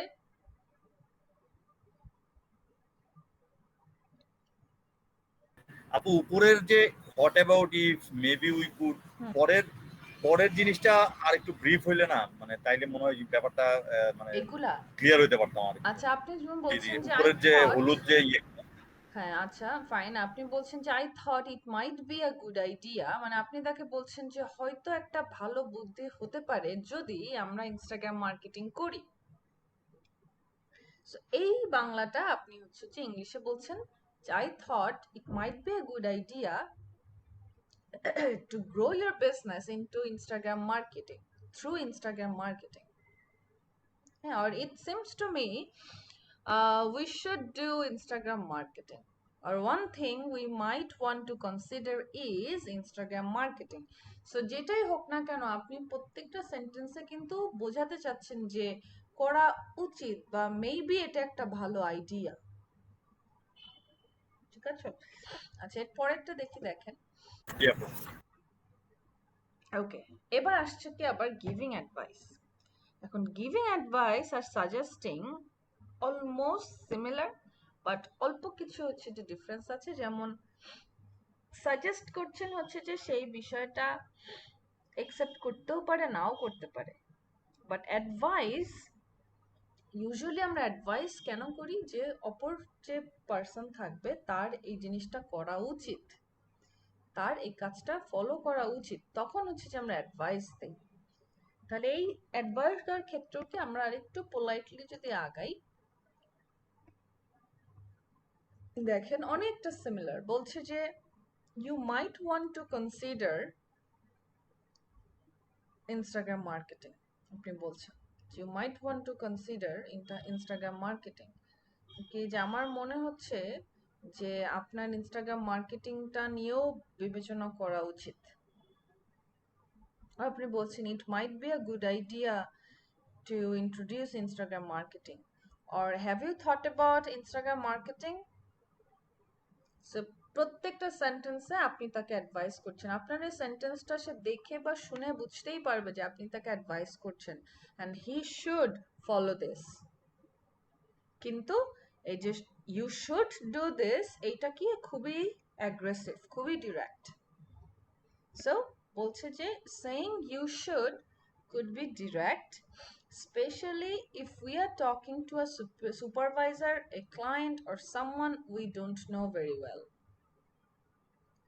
সো হঠাৎ করে পরিচয়ের একজনের সাথে আমি যদি বলি you should do this, you should not do that, so এটা তার কাছে অফেন্ডেড হতে পারে যে আমার কাছে এসে এত কেন আমাকে জ্ঞান দিচ্ছে। তখন হচ্ছে যে আপনি এই অ্যাপ্রোচ গুলাকে ইউজ করবেন, এই সেন্টেন্স গুলাকে ইউজ করবেন। আচ্ছা, সবাইকে একটু ক্লিয়ার, আগে থেকে একটু বুঝেছেন? জি বুঝতে পারছি। জি বুঝতে পেরেছি। আমরা তাহলে নেক্সটে যাই। এরপর আছে দেখেন ফার্স্টে ইনভিটেশন।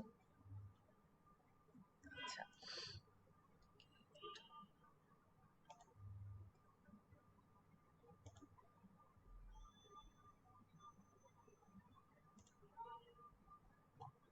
ওকে, ইনভিটেশনটা কি ছিল?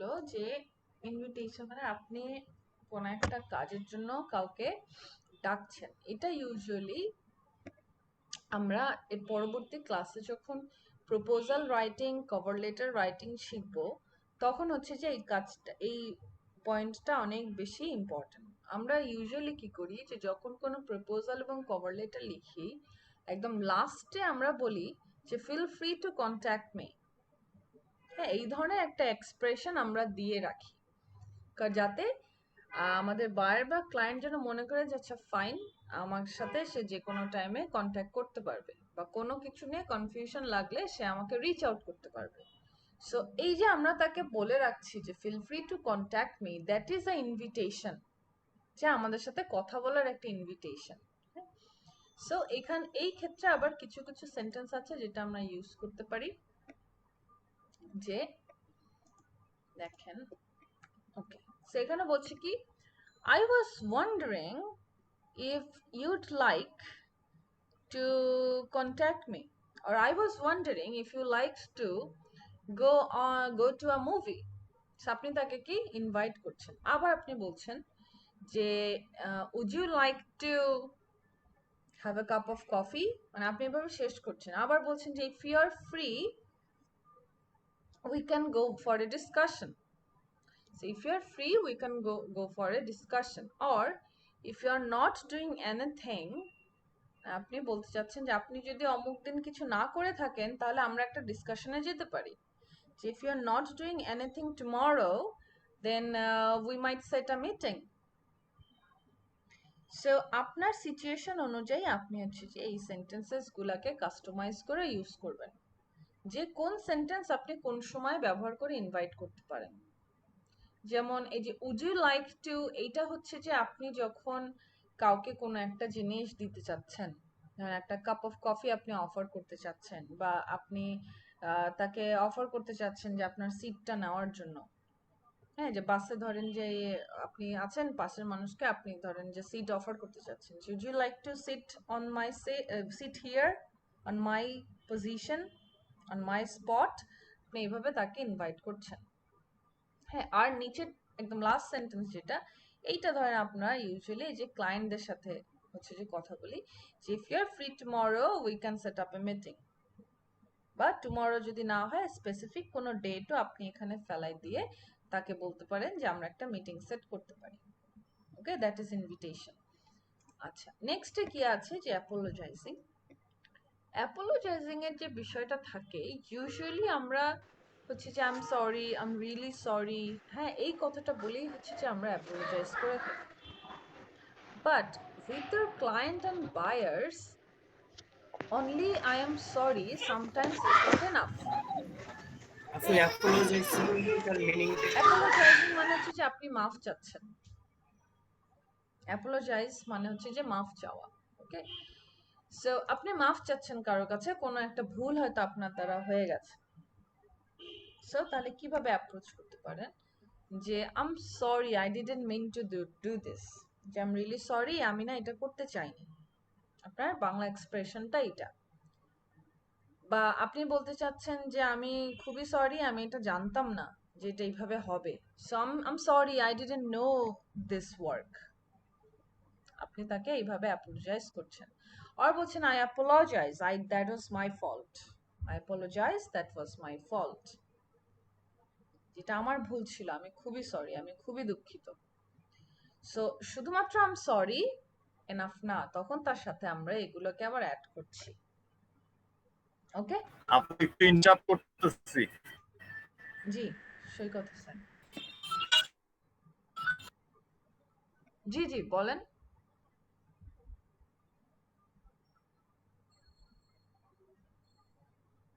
সৈকত হোসেন কিছু বলতে চাচ্ছিলেন? একটা কল ছিল খুবই ইম্পর্টেন্ট, বলতে চাচ্ছিলাম একটু, মানে আমার কল আসছে, আমি কলে যাচ্ছিলাম, তাই চাচ্ছিলাম আর কি। ও আচ্ছা, ঠিক আছে। আপু বলতেছি যে আমার একটা জরুরি কল ছিল আপু, আমি একটু কলে যাচ্ছি। হ্যাঁ, ফাইন ফাইন, নো প্রবলেম। ওকে, সো অ্যাপোলোজাইজিং এর পরে যে সিচুয়েশনটা আছে এটা হচ্ছে যে প্রিফেসিং ব্যাড নিউজ। প্রিফেসিং ব্যাড নিউজ বলতে বোঝায় যে আপনি কাউকে কোনো দুঃসংবাদ দিচ্ছেন বা দিতে চাচ্ছেন, যে কাউকে কোনো ব্যাড নিউজ আপনি দিবেন। সো ডিরেক্ট যদি বলেন যে আপনার এই কাজটা হয়নি বা আমরা আপনাকে সিলেক্ট করছি না, সেটা কি খুবই ডিরেক্ট, হয়তো সে অনেক বেশি কষ্ট পাবে। সো ব্যাড নিউজ আপনি তাকে দিচ্ছেন, বাট আপনি একটু পোলাইটলি আপনি তার সামনে অ্যাপ্রোচ করছেন, যেমন I am very sorry but I can't accept your proposal, হ্যাঁ, or unfortunately your proposal got denied, or I am afraid that I can't pay you anymore. So আপনার যেই নিউজটা থাকবে না কেন এই ডটের পাশে আপনি বসাবেন।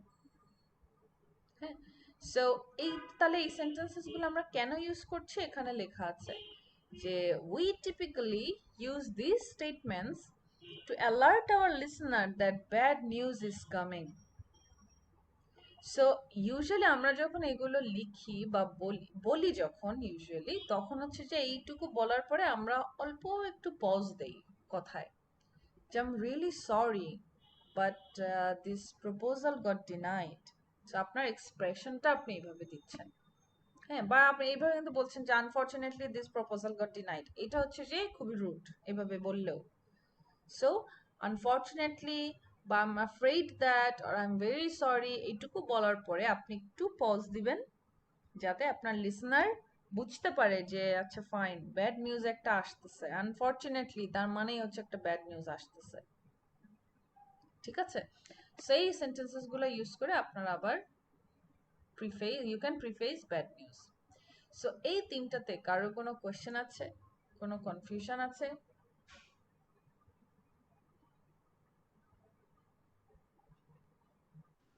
জি না আপু।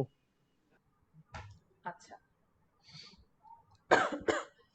ওকে, সো আমাদের পোলাইট এক্সপ্রেশনের সবচেয়ে লাস্ট যে টপিকটা আছে এটা হচ্ছে এন্ডিং আ কনভারসেশন।